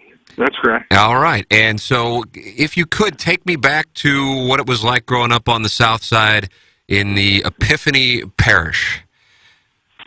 Well, we had a really good coach over there by the name of Harry Bresnahan, and he taught everybody the fundamentals of basketball and also baseball, and he was excellent at that, okay? In fact, when I went to high school at CBC, the coach over there, D.C. Wilcott, who was an outstanding coach and an outstanding player on the national champions at St. Louis University. And he would say, I love to get the kids out of Epiphany grade school because they knew the fundamentals. He didn't have to teach them the fundamentals of one-on-one. So Harry Bresnahan was the guy that really taught everyone how to play the game. Wow. I didn't realize that there was a tradition of sorts with Epiphany. Well, I mean, he was just a guy. I mean, he coached everything.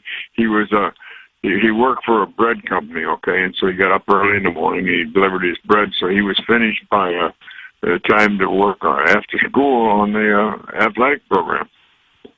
And you were the second oldest of 6 children growing up on Winona Avenue. I know exactly where Winona Avenue is, so I guess 8 people in the house. What was that like growing up? Well, you know, I had brothers and sisters, and it was fantastic. My father was on the police force, and while he was on the police force, he was going to Washington University Law School, became a lawyer, and worked in the city for a number of years. So we had a very good family relationship, and growing up with brothers and sisters that took care of one another. Were you in a different world athletically when you look back in grade school? Not even getting to CBC yet, but when you were playing, I would imagine it was CYC. Was it clear that you stood out from the other kids? I always wonder how it starts for professional athletes. I don't care if it's baseball or golf, if they're in another world when they're 8, 10, 12 years old. Yeah, when I was 11 years old, I was playing on a 15-year-old team. So, oh, wow. Yeah, it was very evident that I had the natural ability, the God-given ability, okay? It was just a matter of developing it after that. So were you working out, or I mean, it's a different ball game now. Like you have parents focus on one sport. What were you doing at that time? Whatever was in, I played football, basketball, and baseball. Okay, and I can remember going from football thinking, "Oh, I'm in great shape," and which I was for football. Then I'd go to basketball, and those first 2 days of basketball practice, man, I was dying. And then you go right from basketball to baseball, and I did that in college also. I played all 3 sports in college. And this is a fun fact for no one telling. And doing my research for our conversation, I didn't realize this. You are the only person in Missouri high school history to win the Missouri High School Player of the Year in both, not baseball, by the way, in both football and basketball your senior year. So you played professional baseball, but you won the Missouri High School Player of the Year in both football and basketball at CBC. And in the same year, and no one's ever done that in the same year, and that's almost 60 years ago. So somebody better hurry up and get it done. But you're correct, Tim. Most people today concentrate on just one sport and specialize, like our society. You know, you go to the doctor, he said, "Well, I'm not a lung doctor, I'm an ear and throat guy, so you got to go to the lung doctor." Or you go to the lung doctor, and he said, "Well, I'm an ear, nose, and throat guy, so you got to go to this person." So most people in our society today are specialized in their. And my good friend Red Cheney, who just passed, you know, he was sitting with some 20 to 30-year-olds, and he said, "Boy, I feel sorry for you guys." He said, "What do you mean?" He said, "Well, I feel sorry for you because you're not going to be able to experience the things that I experienced. For instance, when I was playing football, you had to play both offense and defense. Yeah. Of course, that's very seldom does that happen anymore. But it was good because you learned everything, and a lot of athletes come to the big leagues now, and they just played baseball, the one sport. They didn't have the advantage of playing a basketball or football or another sport. And you learn things in those sports that will help you in another sport." So you're playing, and you're obviously an incredible athlete with winning those awards in high school, and then you decide to go to the University of Missouri. And I didn't realize this, again, until doing research for our interview, but you played for Frank Broyles, who's of course a legend in college football, just recently passed away, but he spent 1 year as the Missouri head coach.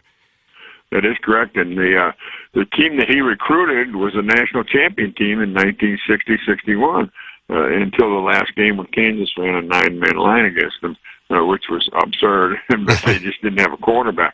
But there was 5 high school Americans just in the backfield. There was 1 high school All-American on the line, and it was probably the greatest. In fact, there was a magazine that said it was the greatest a bunch of athletes ever recruited for a freshman team. Some sport magazine or something back there said that. But Frank was a split-T quarterback. I mean, a split-T coach, all right? Mm-hmm. I was a split-T quarterback. And I almost switched when he left and went to Arkansas. I almost switched and went back to USC. In fact, I called the guy and asked him if he'd still take me, and he said, yeah. But Dan Devine came in, and he was a multiple offense guy, and so I stayed in Missouri. So you're playing basketball, you're clearly great at baseball, and you're also were under Frank Broyles, and now here comes Dan Devine. Not a bad set of coaches there in that circumstance. What do you recall what you enjoyed playing the most at that time? Oh, there's no doubt it was football. That was the game. It came a lot easier for me. Basketball, I wasn't big enough, fast enough, or skilled enough to play that professionally. And so I went into baseball because that's where you had a pension plan and you could earn more money. It was specifically an economic decision, plain and simple. And I had to work at that, though. I had to really work hard. So yeah, I was reading up on this. Had there been a better economic structure, as you just made reference to, Mike, in football, it sounds like that's the path you would have chosen, and obviously your life turns out incredibly differently considering what you've been doing for the last 50 years. Well, those are the things that sometimes you can't see the forest for the trees, but I was just fortunate enough to come along at the proper time as far as baseball was concerned, which was just the opposite for football. I was just a little too early for football before the American Football League came into effect. It was about 3 or 4 years too early for that.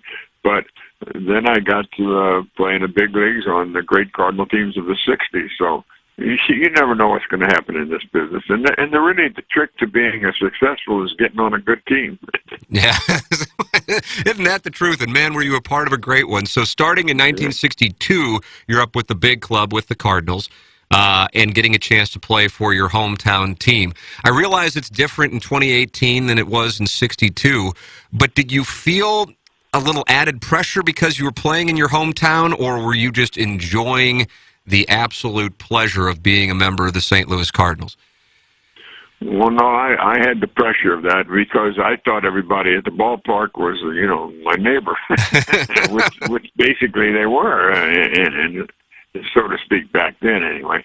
But, I was so fortunate to play with, well, first of all, when I came to the big leagues, there was like 170 years of experience. You had Stan Buger, Kurt Simmons, Bobby Shantz, Carl Sawatsky, and the list went on and on, okay? And Kenny Boyer, and Dick Grote, Bob Skinner. I mean, I learned so much from those guys, and they were such good fundamental players, and I sat there for a couple of years just watching it and learning.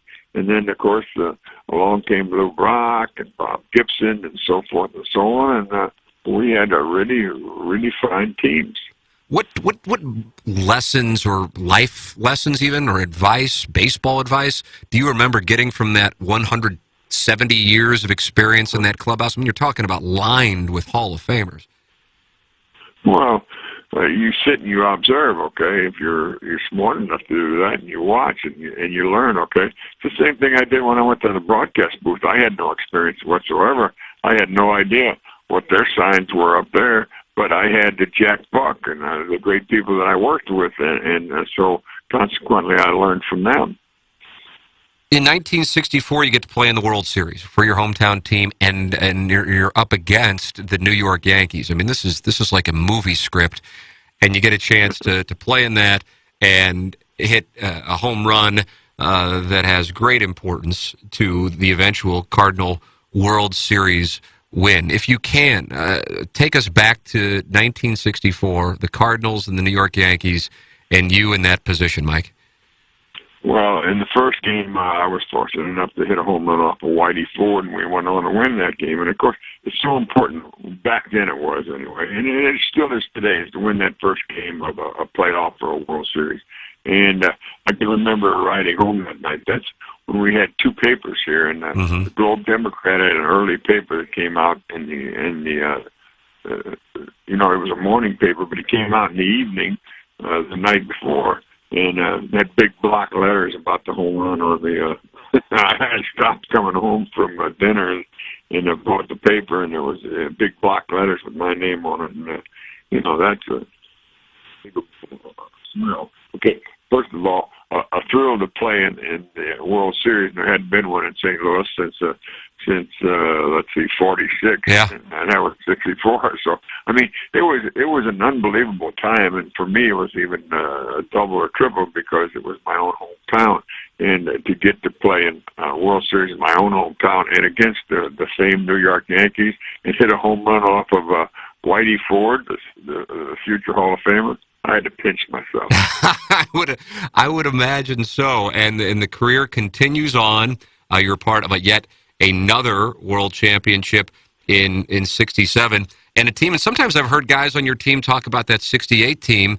And unfortunately, here in St. Louis, I feel like we've had a few of these, whether you want to look at like the 85 team that was up 3-1 on the Royals, and of course the infamous Dinkinger call in Game 6, or the 2004 team that got swept by the Red Sox. It's some great teams that just came up short when it got down to it in the World Series. The Cardinals were up on the Tigers, and then they were able to come back and win the World Series. For you, if you can take us back to that, you won in 64, you won in 67.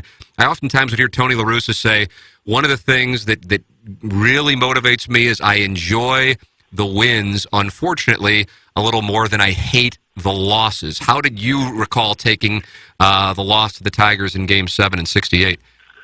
Well, I think I take it worse as the years go by than I did back then, all right? Because you always had another chance back then, the next day or the next year, so forth and so on. So that opportunity's gone forever. And then people talk about, a flood slipping on a ball that north of the pit and rock not sliding. But the key to that whole series, in my mind, was that Mayo Smith let his starting pitcher a bat when they were down in the fifth game, okay, and we had them down 3-1, and it was Lolich, and he got a base hit, and that turned the momentum of the entire series around.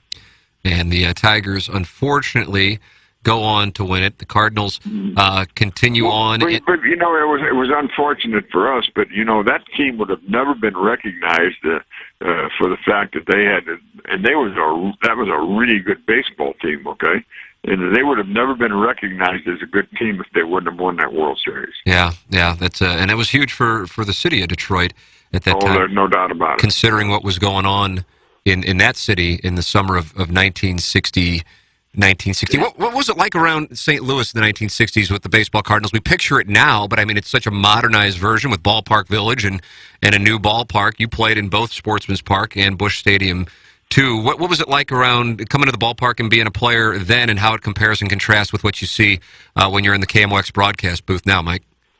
Well, the fans here in St. Louis are so phenomenal, and I think that was really we just carried on the tradition. If you look back on Cardinal baseball, the tradition is phenomenal. You got to go back to the Gas House Gang, and then after the Gas House Gang, you had the Stan Musial, Red Cheney era, and then after that, you had the '60s with Bob Gibson and Lou Brock and so forth and so on, and the success that we had in the '60s, and then you had the Ozzie Smith and the Willie McGee term. So we've been fortunate all through the years, and then after that, it was the Albert Pujols year. So we've always had those great players and Hall of Famers to carry the tradition on. So you have this incredible run in the 1960s, obviously an absurdly talented athlete with your success, not just in baseball, but also in high school and college with football and basketball. And then it comes to an end in 1970, and plenty of our audience members, may know that you were a St. Louis Cardinal and a world champion, and of course know you as the voice of the baseball team for so many years, but they may not know what happened when you were 30 years old and in your ball career came to an end in 1970. So what happened then, Mike? Well, and in just a routine lab test, I developed nephritis, and the guy told me, he said, you have idiopathic membranous glomerular nephritis. I said, whoa, time out. You got to tell me what that is. But that ended my athletic career, and like I say, sometimes you can't see the forest for the trees. I was offered a minor league managing job. I was offered a chance to coach in the big leagues with the Cardinals, and I had suffered through that kidney disease, and I was very fortunate to have one of the most foremost kidney specialists in the entire world, and a phenomenal doctor, team doctor, Dr. London, and I survived all of that. And then I went into the front office. I was able to work again. I went into the front office. I spent a year in the front office, and then the radio job became available, and of course, that's history. Yeah. So how did that all start up? Because you go from playing, you're in the front office, and next thing you know, you're in the broadcast booth. But I'm sure there was a process to that, and as you made reference to, the element of not having experience. So how did that all come to pass? Well, I had one person that was an executive that had a lot of confidence in me. Okay, and so, but Anheuser-Busch had owned the ball club at the time, and they came to me and they asked me if I'd be interested in the broadcast job, and I said yes, I would be. And I worked with Jack Buck for all those years, and then Joe Buck, and we go on from there. And as you're getting your start in broadcasting, how are you getting along with it? Was Jack pointing some things out? It's a different world now with Twitter or Facebook, where if somebody doesn't like a broadcaster, they make it their life's cause to make that person miserable on social media. That wasn't going on. But how was the reception out of the gate to a guy who's from St. Louis, who played ball, but now he's in the broadcast booth? Well, I had so much to learn, and again, I had a phenomenal professional in Mr. Buck to help me, okay? And all I had to do was to observe, okay? Much like when I came to the big leagues with all of the great experience with the Stan Musials and the Red Cheneys, et cetera, so on and so forth. So I observed, all right? And I went on from there. And I've never tried to emulate anyone else. I just have been myself, and the fans were patient enough, and they tolerated me, okay, in the first couple of years, plain and simple.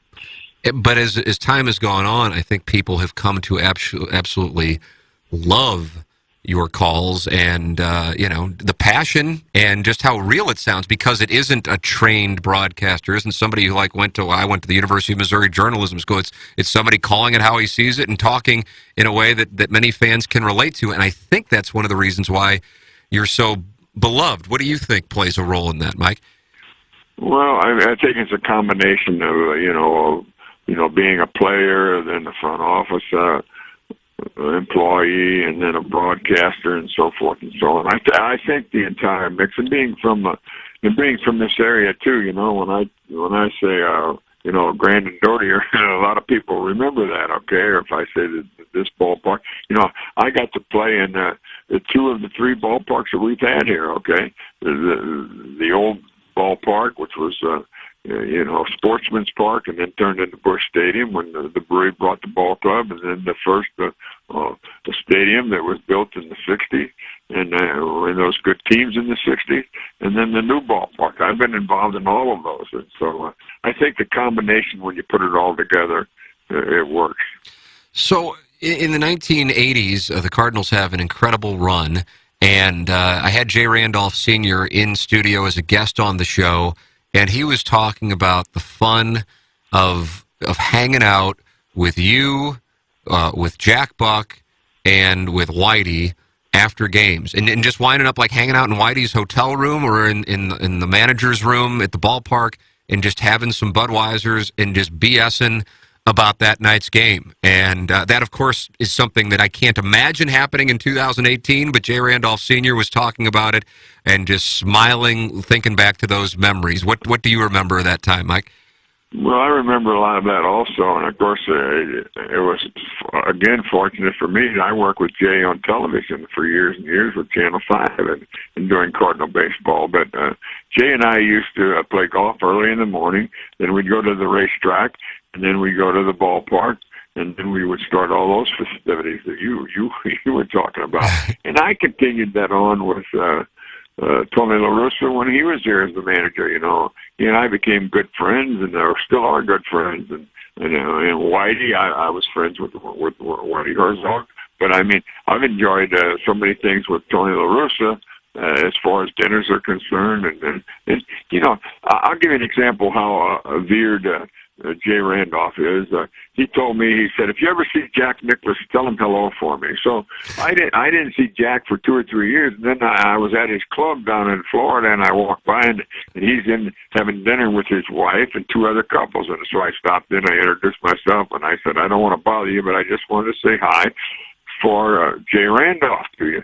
And Jack kept me there for another 5 minutes talking about Jay and asking about Jay and what he was doing and so forth and so on. I said, I didn't want to bother you, Mr. Nicholas. I just want to say hi for him. So then when he was finished, then his wife Barbara kept me for another 5 minutes. They loved Jay Randolph, and all of those guys going back to that era because Jay was such a big part of that, and he's going to be a big part of this 100th PGA tournament when we're out at Belle Reve also. Yeah. He's revered by the great ones, the Palmers, the Nicholases, and so forth and so on. Joe Buck was in here a couple weeks ago, and we were talking about a variety of things, certainly a lot of golf. He's down to like a 1-2 handicap now. Well, he is when I first had contact with Joe, he didn't hit his driver. And I said to him, Joe, if you want to play this game, you've got to hit a driver. And he has turned himself in and made himself one heck of he's a single digit player now, okay? Yeah. And when he first started, He couldn't break 100, all right, but he dedicated himself, and just like his profession, you know. Joe Buck has so much talent, it's unbelievable. Joe Buck has the two best jobs in the business. No one in the history of broadcasting has ever had the same two jobs at the same time. That's how good he is. And he's so talented, and he's going to, you know, we've been so blessed here with the Bob Costas and Dan Deerdorfs, and the list goes on and on and on. And Joe Buck is going to be right at the top of all of that. Joe Mike was saying that he would spend, I mean, really the way he learned the game was, he said, when he was on the road just starting out, and you guys would, whatever city you were in, he called it like the Shannon Tour. There's the PGA Tour and there's the Shannon Tour, and you had the best courses, and you were ready to go, and you guys would play in the morning or late morning and then head over to the ballpark. Well, like I say, I was very fortunate. I got to play with Jay Randolph and Joe, and that's what we did. We got up, and I did anyway. I got up in the morning, and I like to be the first guy off of the tee. If it was 6 a.m., it was 6 a.m. 7 a.m., it was 7. And then after that, we'd go to the racetrack. Jay and I would go to the racetrack, and Joe occasionally went with us. I can remember when Joe was going to do his first Kentucky Derby or Belmont, and Bob Costas the same. They'd say, hey, tell me about this or tell me about that. And so they were smart enough to pick other people's brains, and I did the same thing, you know, and mostly by observing. Mine was by observing. Yeah. You know, it was kind of like osmosis. Joe said he actually got closer to you at a time period than his dad. Not because there was any problem with him and his dad. It's just he was spending so much time with you in those, I guess, in the 1990s, I suppose, when he was first starting out. And you know, my children were the same age as Joe was, of course, and but you know, if your dad tells you something or your uncle tells you something, you're going to pay more attention to your uncle. Let's face it. Your dad's always saying, but it's always like that. Okay, it's like, who took you to your first baseball game? Who took you to your first football game? It was either a father, a mother, an aunt, an uncle, a brother, sister, something like that. Okay, yeah. But you remember that always. Absolutely. Yep. You know what? The night of my first Cardinal game, which I'll always remember, August of '82, was the night before one of your signature calls. The first night I went to a Cardinal game, Lonnie Smith hitting inside the Park Giants, and the next day, that was a Saturday night, the next day, Glenn Brummer stole home. Yeah, I'll remember that one for a long time. You know what I remember? I remember it was how ridiculous it was, but I also remember the umpire calling him safe instead of calling the ball a strike. Right. I also remember the San Francisco manager who was out there 5 or 10 minutes after the game still arguing with the home plate umpire after everybody was leaving the ballpark. Okay, I mean, it was just one of those unique situations. That's what's so wonderful about our game of baseball and athletics in general. When you go to the ballpark, when we go out to Bell Reef, we don't know what we're going to see. We might see a guy make a hole-in-one. We might see a guy make a 9 or a 12 on a hole. I mean, you just never know what's going to happen. And when I go to the ballpark tonight, I might see a no-hitter or a perfect game, or a guy hit six base hits or hit 5 home runs. You just never know what's going to happen because the script is not written. There's nothing to follow. The guys just go do it.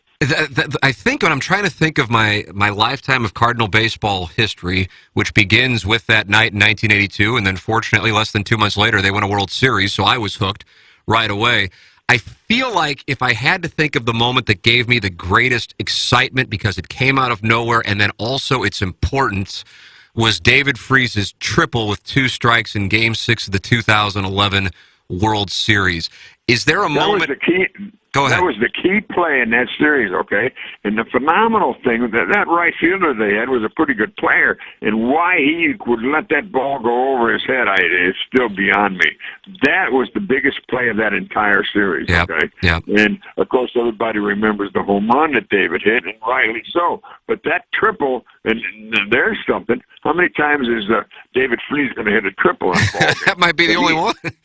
Well, it could very well be, but you couldn't find a nicer person or a better person. Here's a guy that played in the World Series in his hometown. He's from St. Louis also, but that was, to me, that was the biggest play of that entire series. How that outfielder could let that ball go over his head. That lost the World Series for Texas, and it won the World Series for the Cardinals. Truly did. Is there a moment in the broadcast booth, and I realize it's an unfair question because there's so many, but is there one, and maybe there's something that you were aware of, or you and your broadcast partner at the time were aware of because you were seeing things behind the scenes that stands out to you? I know Jack Buck in his book talked about he had a child dealing with an illness in the booth, and he caught a foul ball like off. Sure, I remember that. Yeah, very much so. I was there for that.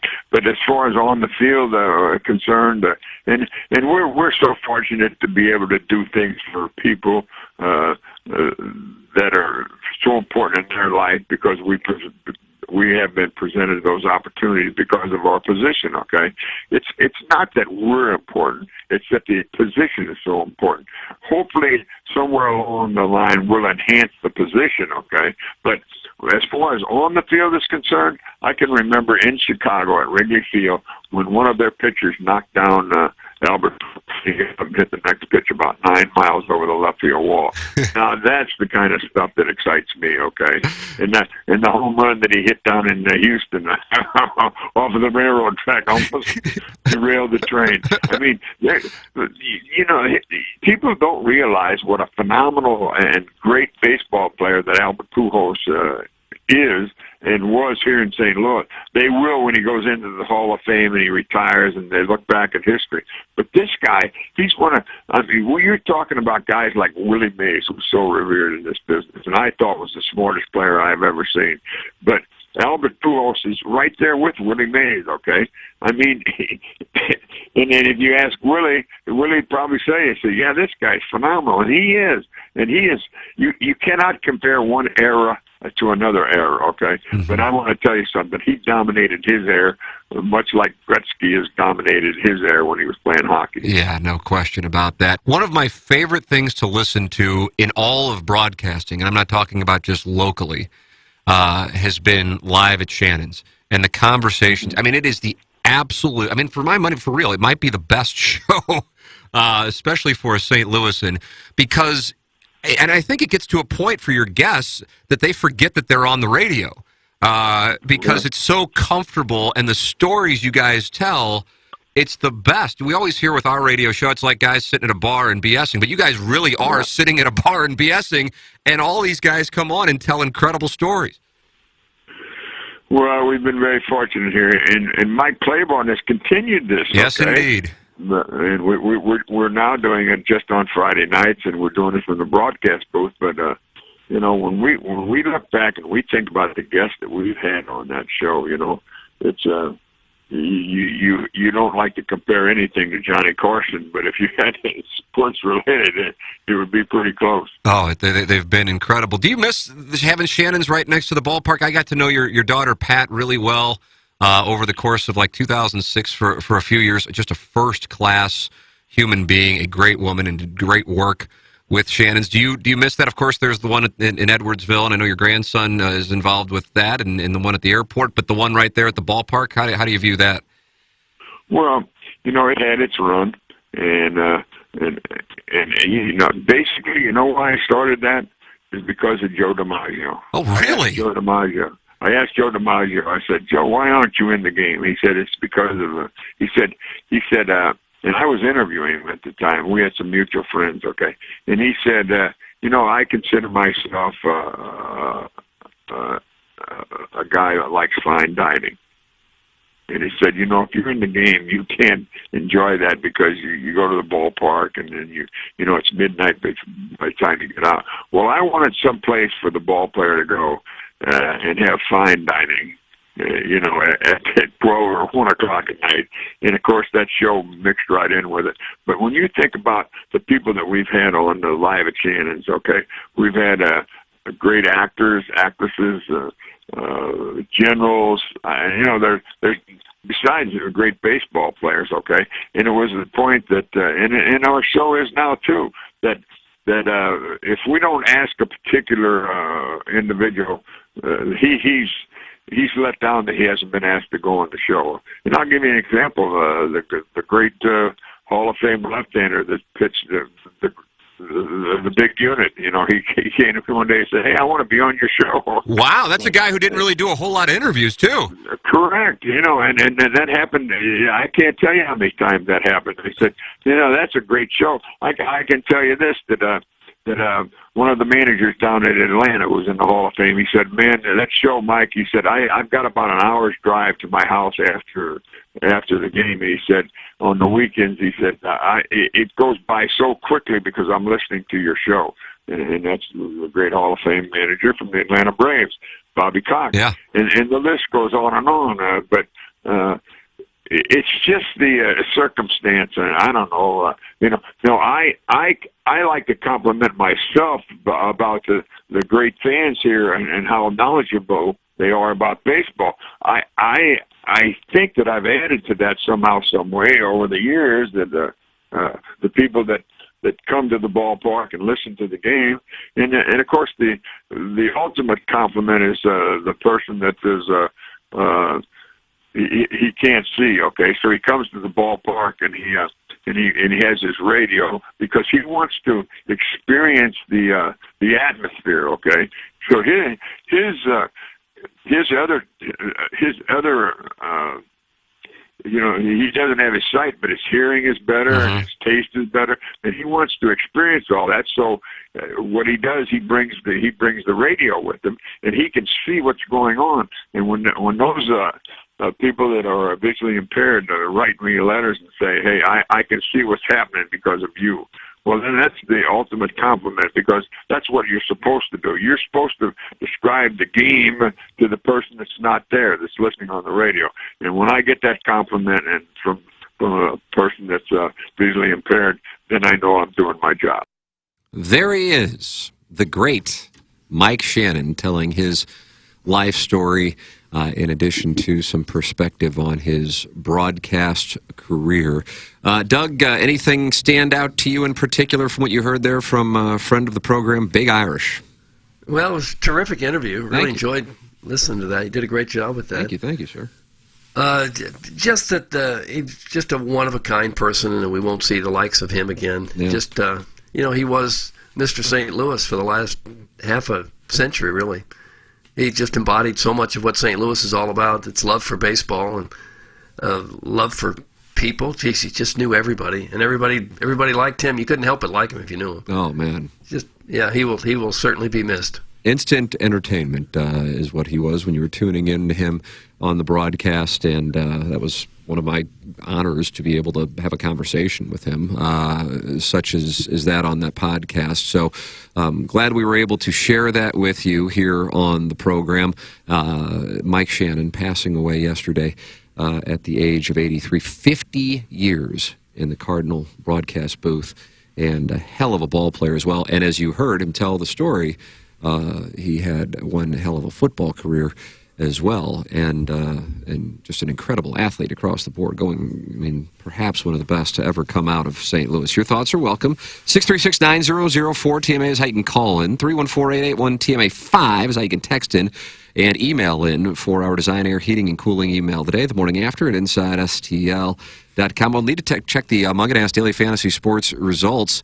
I saw Tony Finau won. I didn't really pay attention to this event. Finau and John Rahm were really the two premier players in it. John Rahm was like plus 250 to win an event, which is insane considering how many people are playing that somebody would be plus 250. Munganast, sponsor of the 7 o'clock hour in the Daily Fantasy Sports Showdown, online at stlouisacura.com and altontoyota.com. They have a secret number of 314-252-0029. And what a pre-owned vehicle selection they have at Munganast, St. Louis Acura, and Alton Toyota. Just go online at stlouisacura.com or altontoyota.com or call or text the secret number for our listeners, which is 314-252-0029, and you'll immediately be in touch with Jamie Burkhardt, Clayton Patterson, Peter Munganast at Munganast, St. Louis Acura, and Alton Toyota, stlouisacura.com and altontoyota.com. We have a jeweler here on the program for those of you in the market. Glenn Betts Jewelers, in business in St. Louis since 1941, operated by the third and fourth generation of the Betts family. The Glenn Betts difference is you are served personally, you're not sold. Glenn Betts Jewelers develops relationships through generations of your family as well. They get to know you, likes, lifestyle, and who and what you love. The 3 L's. It's GlennBettsJewelers.com, located 1 mile east of 270 on Manchester in De Pere. The Betts family passion for serving their customers has been passed from generation to generation, and we recommend them. Doug has known the family. Iggy has known the family for years. I've gotten to know Adam as well, and his father and his brother operating. And you can just park right in the back there. It's just a mile east of I-270 and Manchester, and you park in the back there in De Pere. It's Glenn Betts Jewelers. Now, in a normal set of circumstances, I would wear Holderness and Bourne in the Michelob Ultra Fan Page Club Championship, but I do not want to look appetizing to Cletus.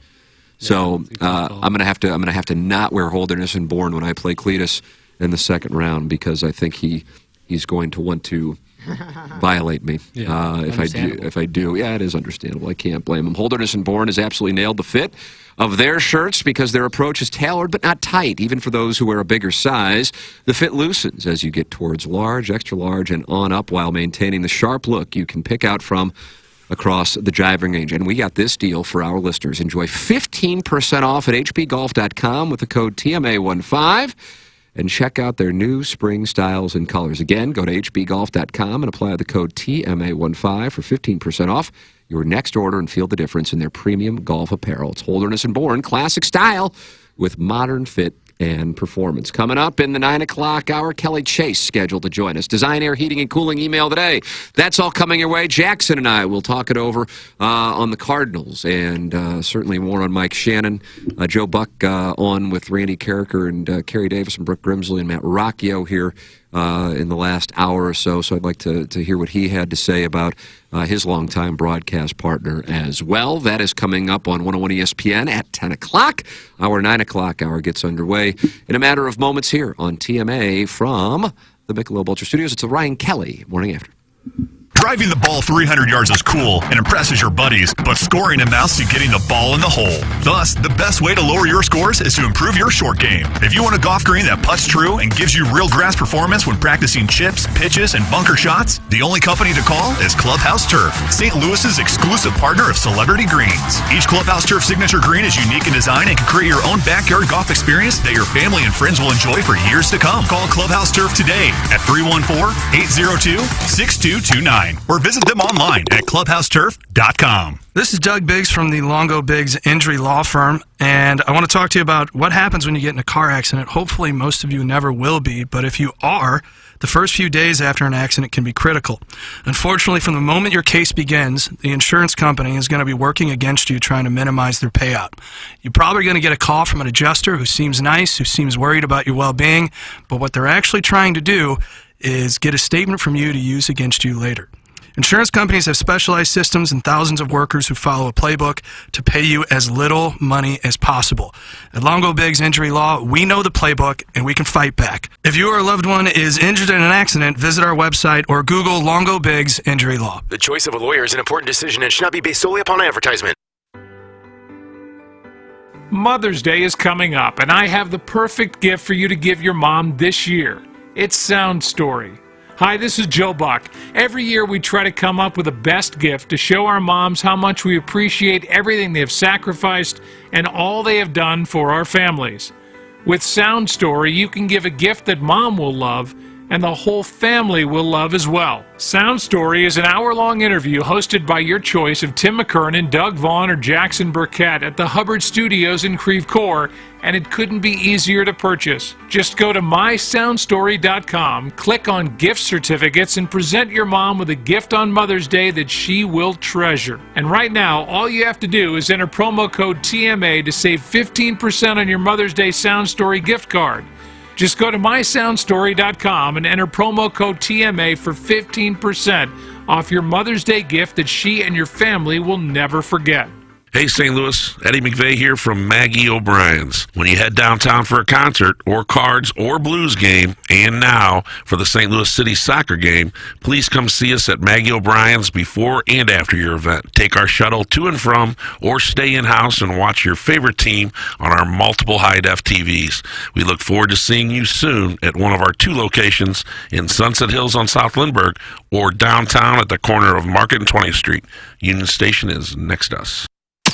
That ball is gone! Blow off work and join the morning after at Busch Stadium on Wednesday, June 14th, when the Cardinals take on the Giants for a day game. You can get field tickets for $30, which includes $12 in cards cash. Maybe use it to buy helmet nachos? You'll sit with other TMA listeners, too. Before the game, head over to Salt and Smoke at Ballpark Village for a pre-game live TMA broadcast from 7-ish to 10 with a special breakfast and drink menu from Salt and Smoke. Not to completely overload you with information, but here goes. Head to the TMA STL shop to get your best fans in baseball shirt for our big day at a big discount. Use the code CARDS to get the shirt for only $20. Plus, all shirts will ship to Hubbard, and you'll pick them up at Salt and Smoke the morning of the game. Find out more about all this stuff at TMASTL.com. Engineer Design Facilities is moving forward as the EDF Group, the most experienced data center and critical facilities service provider in the St. Louis market. Check out the newly revamped website, theedfgroup.com, and take a look at each of the 3 divisions they have to offer. EDF Group is your one throat to choke for all your critical facilities, data center, commercial fire alarm, and electrical and IT infrastructure needs. To contact the EDF Group, email fire@theedfgroup.com. Experience the EDF Group difference and learn more at theedfgroup.com. Hey, it's Jackson from Mark Hanna. TMA listeners have a lot to think through financially. Saving for retirement and college while also paying bills and enjoying life along the way. Whether you're like me and starting your financial planning, or if you're already retired, call Mark Hanna. Mark works with you to design a strategy to do your finances right. It's a straightforward approach that starts with a 15-minute phone call to discuss your needs. Visit evergreenstl.com or give Mark a call at 314-889-0503 today. Mark Hanna offers securities through Equitable Advisors and insurance and annuity products through Equitable Network, LLC. Munganess, St. Louis Acura, and Alton Toyota, the presenting sponsor of Balloon Party on 101 ESPN, and the longtime 7 o'clock hour sponsor on TMA, and the official automotive provider of TMA and the Tim McKernan Show podcast. They have a secret number for our listeners to call or text with any questions or requests they may have. 314-252-0029. Call or text that number. Go shopping at stlouisacura.com or altontoyota.com. Hey, this is Tim McKernan with Doug Vaughn to tell you about a new TMA sponsor, and that sponsor is Green Envy, a locally owned and operated company that can take great care of your lawn this spring. They've been in business, Doug, in St. Louis for over a decade. Well, they know the conditions that exist here in Missouri. It's hard to have a perfect lawn in Missouri. It gets really cold, it gets really hot, it gets really wet, and really dry. If you don't have people that know what the conditions are like in Missouri, you're going to have trouble. But Green Envy, these people have got it figured out, I tell you. Yeah, they really do. They treated my lawn earlier this month, and they can do the exact same thing for you. And Green Envy is a company that both Doug and I are using to make sure that our lawns look absolutely spectacular this coming spring and summer. You can work with Green Envy as well. 636-757-1600. That's 636-757-1600. Green Envy. Live from the Michelob Ultra Studios, KPNT-FM HD2, Collinsville, St. Louis. This is TMA All Day. Butter me up, Daddy. The Ryan Kelly Morning After. KPNT-FM HD2. Welcome back. It's the Ryan Kelly Morning After here from the Michelob Ultra Studios, 9 o'clock hour. James Carlton, the great James Carlton, is in studio. For those of you who are watching on YouTube, Tim McKernan, the Plowhawk, Action Jackson.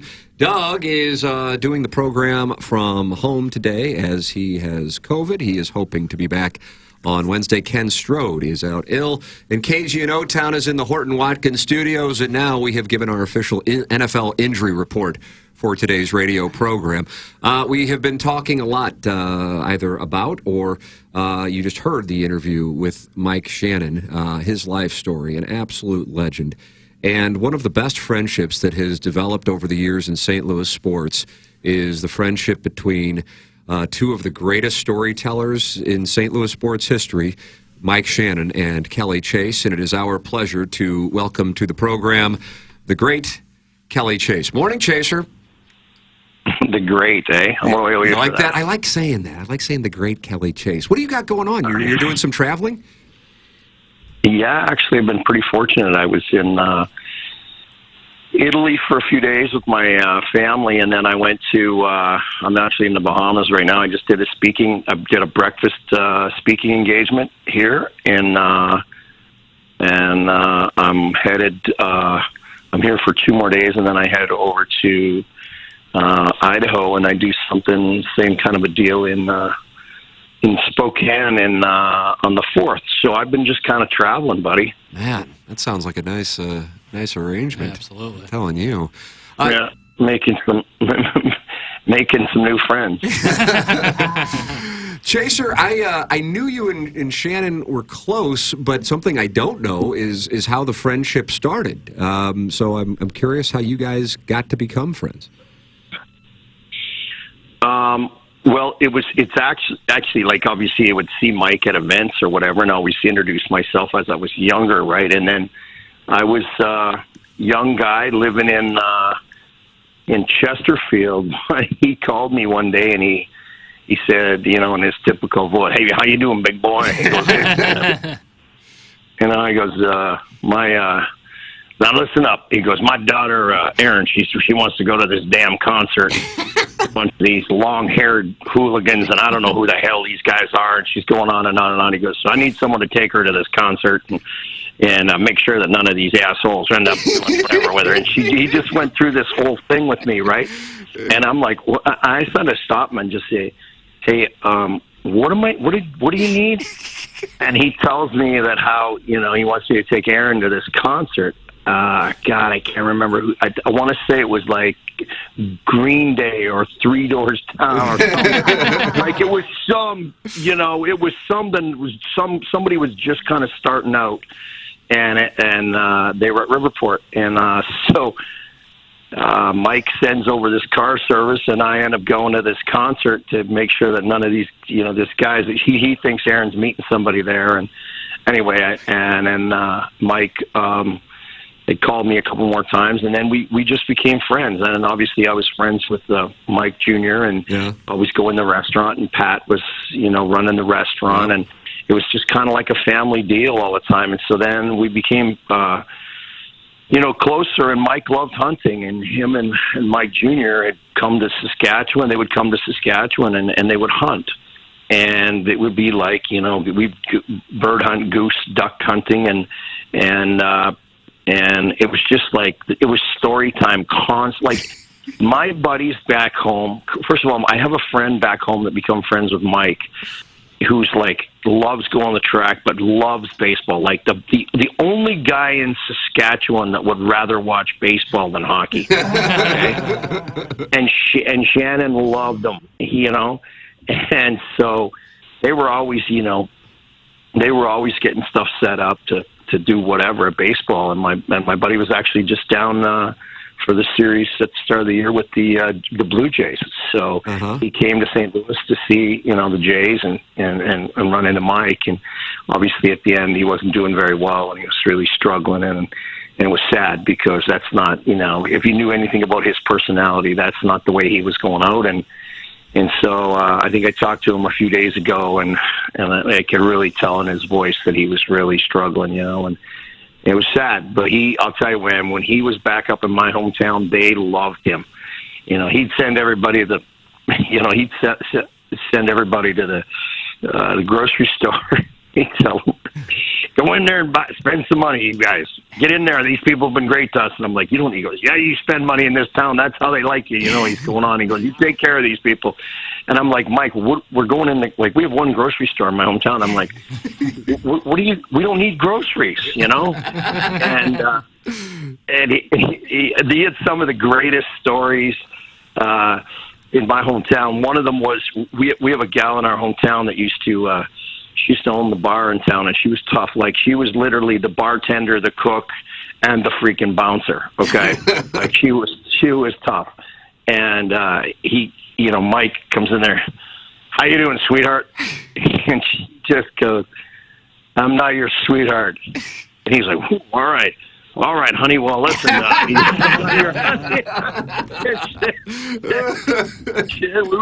I'm dying laughing, right? And pretty soon he's talking to her. He goes, "I'll have some of that Oban." And she goes, "I don't have any of that here." And pretty soon Mike, he goes into town and buys some and brings it out. He goes, so he's basically brought the liquor to the bar, and now he's charging him for it after he brought it there, right? But she's kind of taken a liking to him because everyone kind of likes him, and she's got a sign behind the bar, and it says, "Beer, getting ugly people lucky / you know what, since 1894. It says it behind the bar. He goes, "How much for that sign, honey?" And she goes, "The sign's not for sale." So pretty soon she's kind of taking a liking to Mike, right? Well, we go to the grocery store after a hunt in the morning, and he's got everybody spending money, and I'm like, "Mike, we don't need to be at the grocery store in my hometown, and he proceeds to buy these flowers that are by the door, and I go, "What are you doing with the flowers?" "That's for my girl back at the bar." Now this girl's closer to his son's size than whatever, right? And he goes, and I say to him, I go, "Mike, you're buying her flowers?" He goes, "You're damn right I am." He goes, "Because the next time she gets flowers, they're going to be growing over top of her."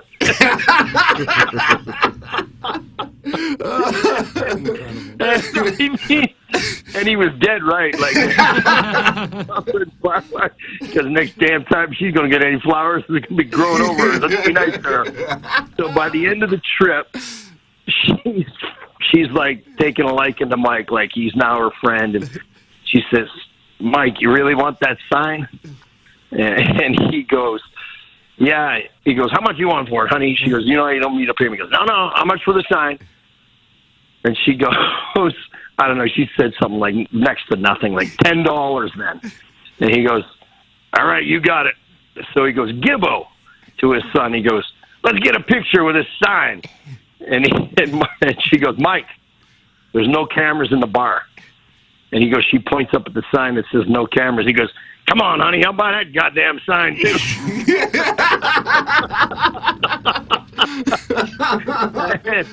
And I mean, the place is dying laughing because they've never seen her take a liking to anybody. And he loved them. That's what I mean. Like everyone in my hometown, when he'd come in, he made them feel better, and he was just himself, and he was right at home in that community because they're just down to earth, great people, yeah. and he made sure everyone felt like, hey, he didn't think he was better than anybody. He just came there to have a good time, and everybody did, and everyone took care of him, and we shot 100 geese, and every time we went there, and he just had a great time. Yeah, he was something else, man. I mean, you two hanging out together had to just be absolutely legendary. I would imagine people just felt like they were lucky to be listening to the stories. Any particular story or moment that you guys spent together that stands out that you heard from him in all your time? Well, it's just to me, actually, he was there hunting with some guys from St. Louis that are pretty well known around St. Louis, and they had brought their private plane, and we had gone up there with a private plane, and they decided they wanted to go a little early, and he's like, we're not leaving. And it was their plane, so they're like, "Mike, we got to go back." He got mad at him. He said, "All right, take your," and he just reamed them, right? And next thing you know, he's on the phone, and he's got some guy that owes him a favor flying a plane to Saskatchewan to get us 2 days later. "Don't worry, I'll get us a so-and-so plane." And anyway, and I'm like, but he knew everybody. Like, he knew governors and states, and he knew he could play golf anywhere. Yes. And people were like, hang on a second. I got this covered, big boy. It was just like, you were just standing there going, like, I swear this guy knew everyone, and it was unbelievable, and he had this way about him. I got this, and it was the best part about him was he just, he gets out in his goose blind, and it's like a coffin kind of blind. It's like one of these things where you lay in it, and then you put your gun barrel like kind of across your you cross your feet at the end of it, and you kind of put your gun barrel out over the top of it or whatever. And then when the geese come in, you just lift up your gun barrel, and this thing's spring loaded. It just opens these flaps, and you shoot, and you're laying on your back, and it's of course it's weatherproof on the underneath you and everything. So if the ground's wet, you're fine. Mm-hmm. And Mike gets in there, and he goes, and the geese are coming in. All of a sudden, he's swearing away, and I'm like, get down. And he goes, I'm going, Mike, stop moving, get down, because these geese are coming, and he's and next thing you know, he's standing. The geese just flare. He's standing outside the blind, and I'm like, what the hell are you doing? And he had a 40 of vodka. Oban in the blind. It's 5 a.m. It's spilled in the ground blind. He goes, Gibbo, go back to the truck and get another one of them damn bottles for me. He's got a bottle full of whatever it was he'd mixed up the night before, either Bloody Mary or something that had spilt in his blind in the middle of the hunt, and and poor Mike trucked back across the field about 1.5 miles to go to our truck, pull out another bottle of Bloody Mary mix and get everything ready for him so that he could hunt the rest of the afternoon or morning. It's 5:30 in the morning, and he's firing down Bloody Mary. Built them in the blind. Gotta love him, man. Oh, God, just absolutely phenomenal. I can't imagine this ever happened, but I'll fire it anyway. You both both humble beginnings, no question, and then both went from playing for the team you loved to calling games for him. Did he ever talk broadcasting with you, or was it strictly just, nonstop stories and grab ass?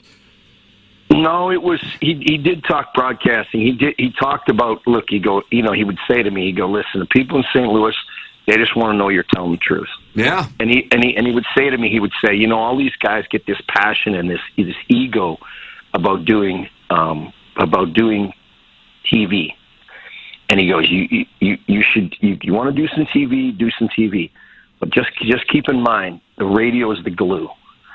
And I'm like, what do you mean? He goes, everyone can get the radio, especially on the big flames. That were like, he was talking about KMOX, and he was like, hey, it's the monster. So you're on KMOX, so don't be misguided by and get enamored by just all the TV stuff, because this you can do the rest of your life, and you're on the biggest platform there is in radio at the time, with the way it was set up. And he'd say to me, these guys get enamored all of the time with the TV. Don't get enamored by TV, because this you can do the rest of your life, and people around this community understand it better than you think. And I was like, and I thought about it, I was like, you know what? He makes a lot of sense, because we were never bumped for radio. You know what I mean? We were on the air every game. We did the games every game. We're on the air. Yeah.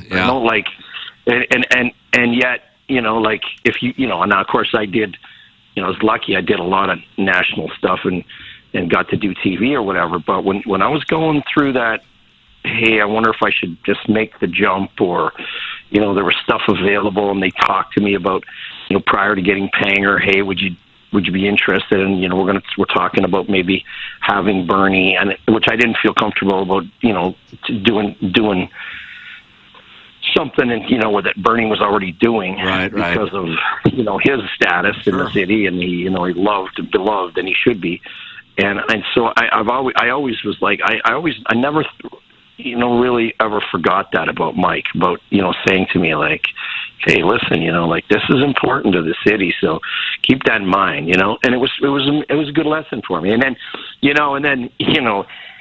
some of the stuff he would say, he would go to, that he would say it, and then he would kind of make the gesture to me, kind of wink at me, like people will talk about Shannonisms, and yet I think there was a lot of times where stuff came out of his mouth that was a little bit, I don't want to say prompted, but he's thought about it more than once. The guy was, he had some stuff. He had more street smarts than half the guys playing right now. Yeah, boy, that's a nice observation there, man. That's a good play. He was beloved, and the way you tell those stories explains it. He just had a way And I think that's the thing. He never forgot where he was from. I think there's something to that. I think it's probably one of the reasons why you guys bonded. I think there's something there. Man, he grew up a part of a big family on the South Side.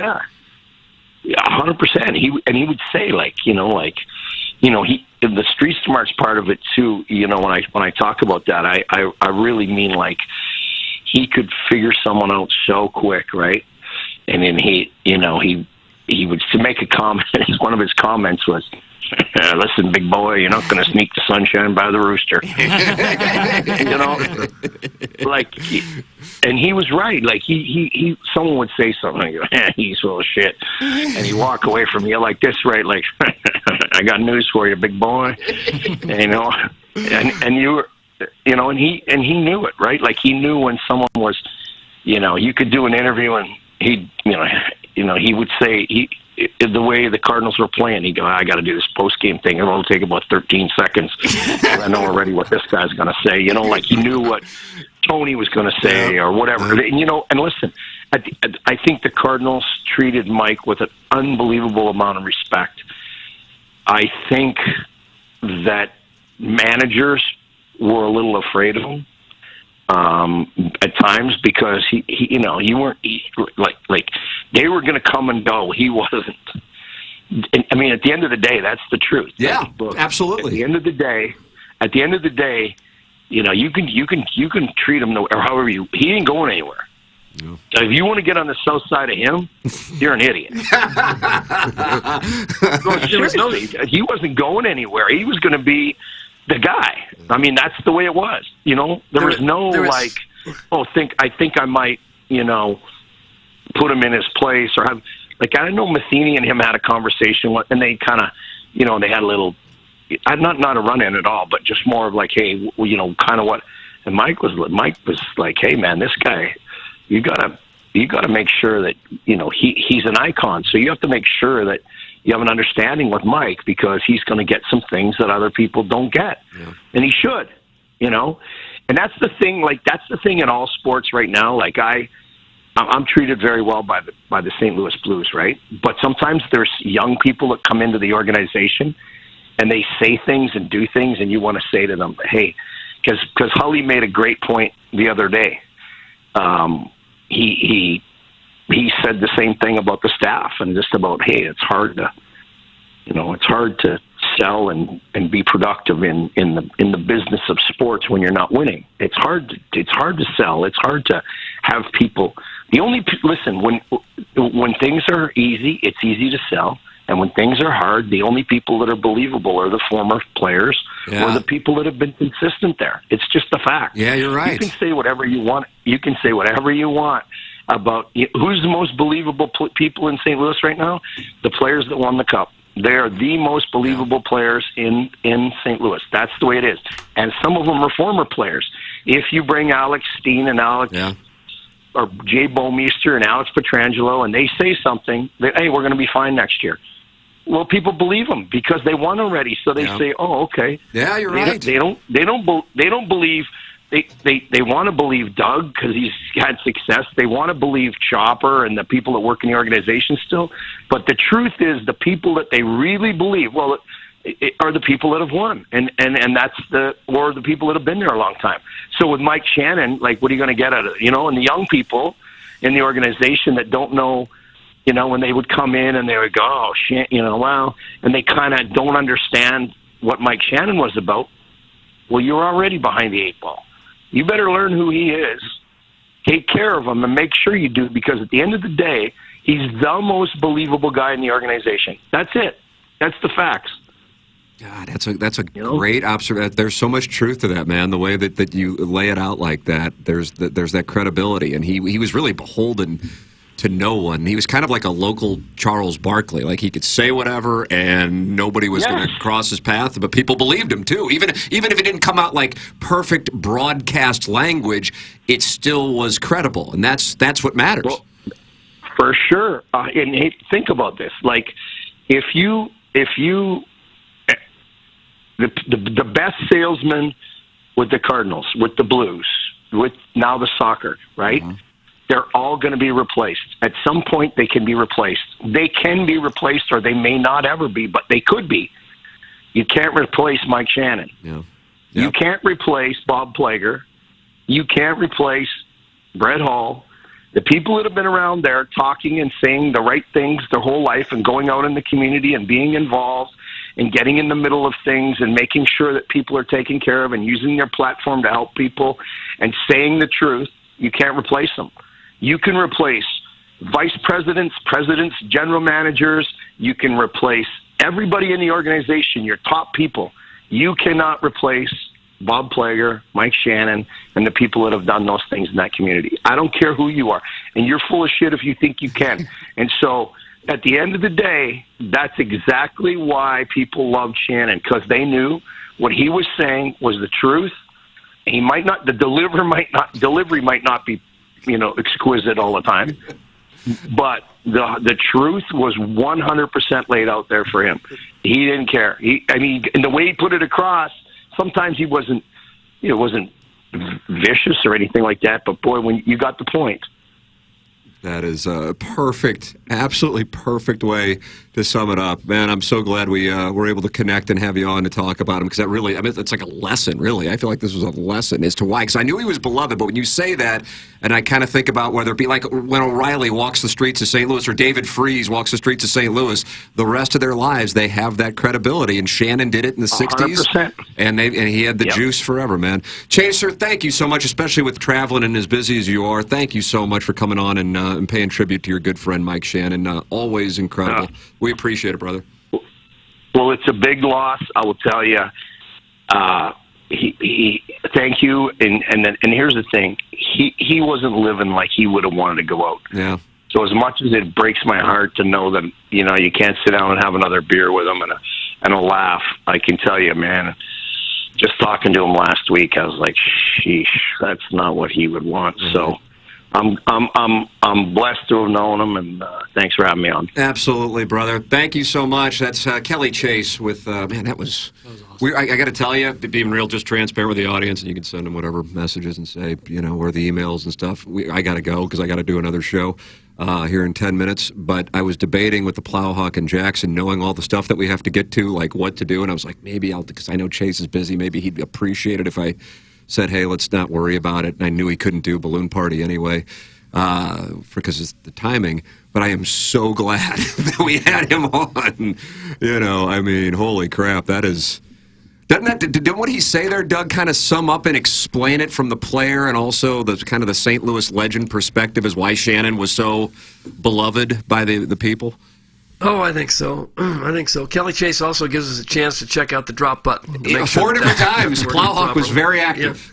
Yeah, I got them all. There's a lot, but it just strikes me that I don't, as we talk about it these last few hours, I don't know that anybody had more self-confidence than Mike Shannon. Oh. And as you heard in your interview with him last hour, Tim, he said he was an 11-year-old playing baseball with the 15-year-olds. Yeah. So he was a 5th grader playing with the high school kids. Can you imagine that? I bet the confidence came from there. He's been king of the hill in his world from a very young age, and he never lost that confidence. And it certainly served him well throughout his whole life. I think for real, I feel like I've learned more about Mike Shannon, even though but you talking about that, Doug, and Chaser talking about that, because I always knew, and we would joke about it, like, for real, dead serious. I don't know who. He had more juice at that organization than Bill DeWitt. I know that sounds crazy, but even if Bill DeWitt were to find him again, and this is what was happening, but even if he would, Mike Shannon was more powerful. That's what I mean by it.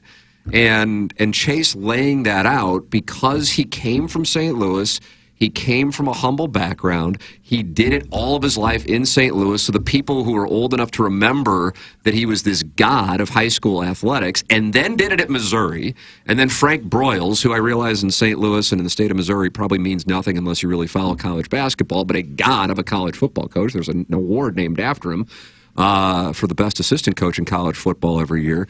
And then he goes and hits home runs against the Yankees, the Red Sox, and the Tigers in the World Series.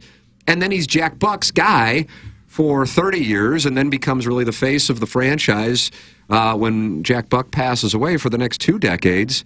I'm telling you, what a life. And as Chase said, and as Tim Shannon said, I believe it was Tim who said in the statement, and Doug, you said it, he squeezed every drop of life out. And that's the thing. Joe Buck would talk about, I'd go on the road, and it'd just be like, you want to play L.A. Country Club today? And it's like, it's 5 a.m, we got to get up, man. But no, he's not going to go to bed, and we're going to go, we've been out, and now we're going to go play whatever. We're going to play Riviera, want to play Pebble.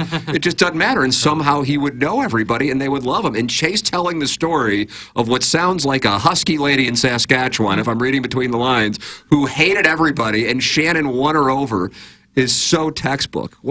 I feel like I just want to play that interview on Balloon Party. You just have to get the edit button out. All right, here's the deal. Just being real honest, this is a different kind of show today because of the passing of Mike Shannon. So it's a different set of circumstances. So candidly, I don't know if we're going to have time for whatever. I still have some business to tend to as well, and then I got to get my ass handed to me for an hour down the hallway. So I got a whole lot of stuff going on. James, you said I just want to come in and listen to Chase. Yeah, that's an honor. Yeah. That's an honor. He's my all-time favorite. I've told you that before. So you got business to tend to. I appreciate you guys. That's the great James Carlton, longtime sponsor of both the Tim McKernan Show podcast and TMA, 314-961-4800. I am a client of James Carlton, and the 310 five-star reviews that are on Google for James and his staff are no BS. The staff there, absolutely incredible, and that's why I'm a very happy client of James Carlton and the Carlton State Farm Insurance Agency. Getting some text here. Chaser is instant offense. That was great. That's from Painter Guy. Great stuff. Thanks. When it's time for segments like this, you guys always knock it out of the park. That's from Stubby Applause. Kelly Chase is the GOAT. That is from the 636.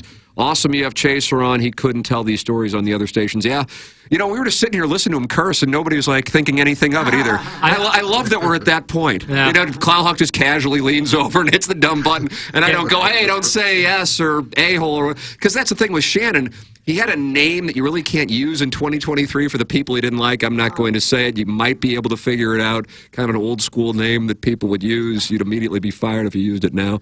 And he MF'd, and it was just great. I don't know. I personally, that's who he was. Chaser is the next generation of Bobby Plager and Mike Shannon. It's from Chunk and the Chuck. And I wanted to say that to him, but I know he would deflect it, so I didn't want to make it awkward. But that is the truth. He absolutely is, but he would be uncomfortable with it, but this Chunk and the Chuck observation is 100% the case. If you are injured in an accident, things can spiral out of control quickly. You might have medical bills piling up. You might not be able to work or provide for your family, and you're probably getting the runaround from the insurance company you've been talking to. Don't fight this fight along. C.D. Longo and Doug Biggs of the Longo Biggs Injury Law Firm will take all the complication and hassle out of your injury claim. They will deal with the deal that you are dealing with for you. They are going to step up. Injury cases can be complex. Each case an accident is different, and every fact is important when building a case. People often wonder how injured victims can get things taken care of. Well, they have great attorneys, and that's where CD and Doug will help you. They are trial lawyers, meaning that they won't settle if there is an obstacle or complication in your case. Longo Biggs Injury Law accepts personal injury, wrongful death, brain injury, and other catastrophic injury cases. They're online at longobiggs.com. Remember, the choice of a lawyer is an important decision and should not be based solely on advertisements. VIP Auto Accessories and the great Tommy Cebulka and his staff will take wonderful care of you. Vehicle wraps, wide format printing such as banners, storefront signage, walls, floors, etc. Anything with graphics Tommy and VIP can do. Design, production, installation. VIP gets your fleet vehicles from dealership to street ready, fast and personalized for your company's needs. They know that every day your vehicle isn't street ready is lost revenue. Fleet vehicles, signage, graphics, and design. VIP does it all in-house for your business. They're all local since 1979. Tommy wants you to call him directly or email him directly. The number is 314-428-3900. You can email him at tommy.cibulka@VIPAutoaccessories.com. That's Tommy Cebulka and VIP Auto Accessories. If you are looking for a delicious treat, Andrea's Steakhouse, the place to go, and they're having their Kentucky Derby party this Saturday. Head on out, and if you haven't had the barbecue sauce yet, I would highly recommend it, plus that Andrea's Steak Sauce as well. You can get it at andreas.com or go to Schnucks or Deerberg's. It's Andrea's Steak Sauce, Andrea's Barbecue Sauce, and Andrea's Steakhouse. Kentucky Derby this Saturday at Andrea's. And finally, mentality. If you are feeling sluggish, if you are putting on weight, if you are going, how come I don't put on muscle like I used to, make sure you go to lowtusa.com. That is mentality, and Low T USA.com. If you've been tested for testosterone before, if they didn't check your free testosterone levels, you really haven't been fully tested. That's what they do at Mentality. It's low T, USA.com. If you're dealing with low energy, motivation, weight gain, or muscle loss, fatigue, and tired all the time, go to Mentality, a local healthcare facility specifically dedicated to helping men feel and perform at their very best. Go to low T, USA.com. All right, we will have a very special edition to the Design Air Heating and Cooling email of the day. JV Golf Coach tomorrow and Dragon Slayer tomorrow, and we'll double the ticket prizes. Anything else? We just had a unique set of circumstances today with Mike Shannon's passing, and that's just the way that it kind of worked. And Doug, God bless you for battling through, obviously not feeling 100% and doing the program on the Google Chromebook, aka laptop.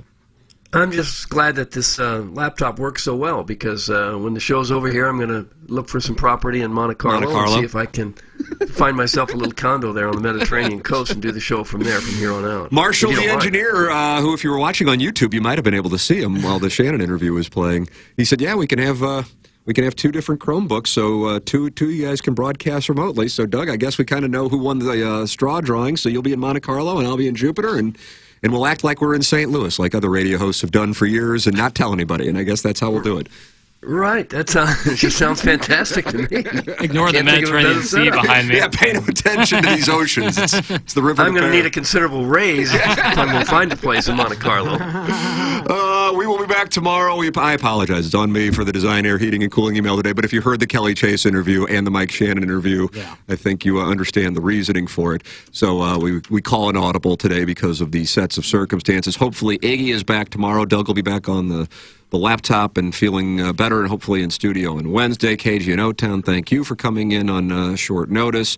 James Carlton, thank you as always, sir. My pleasure. For the Plowhawk, for KG in O-Town, for Action Jackson, for Doug from his home office, for my brother Kevin, for Kenneth Iggy Strode, I'm Tim McKernan. This has been the Ryan Kelly Morning After from the Michelob Ultra Studios. Aerosmith, the Peace Out Tour.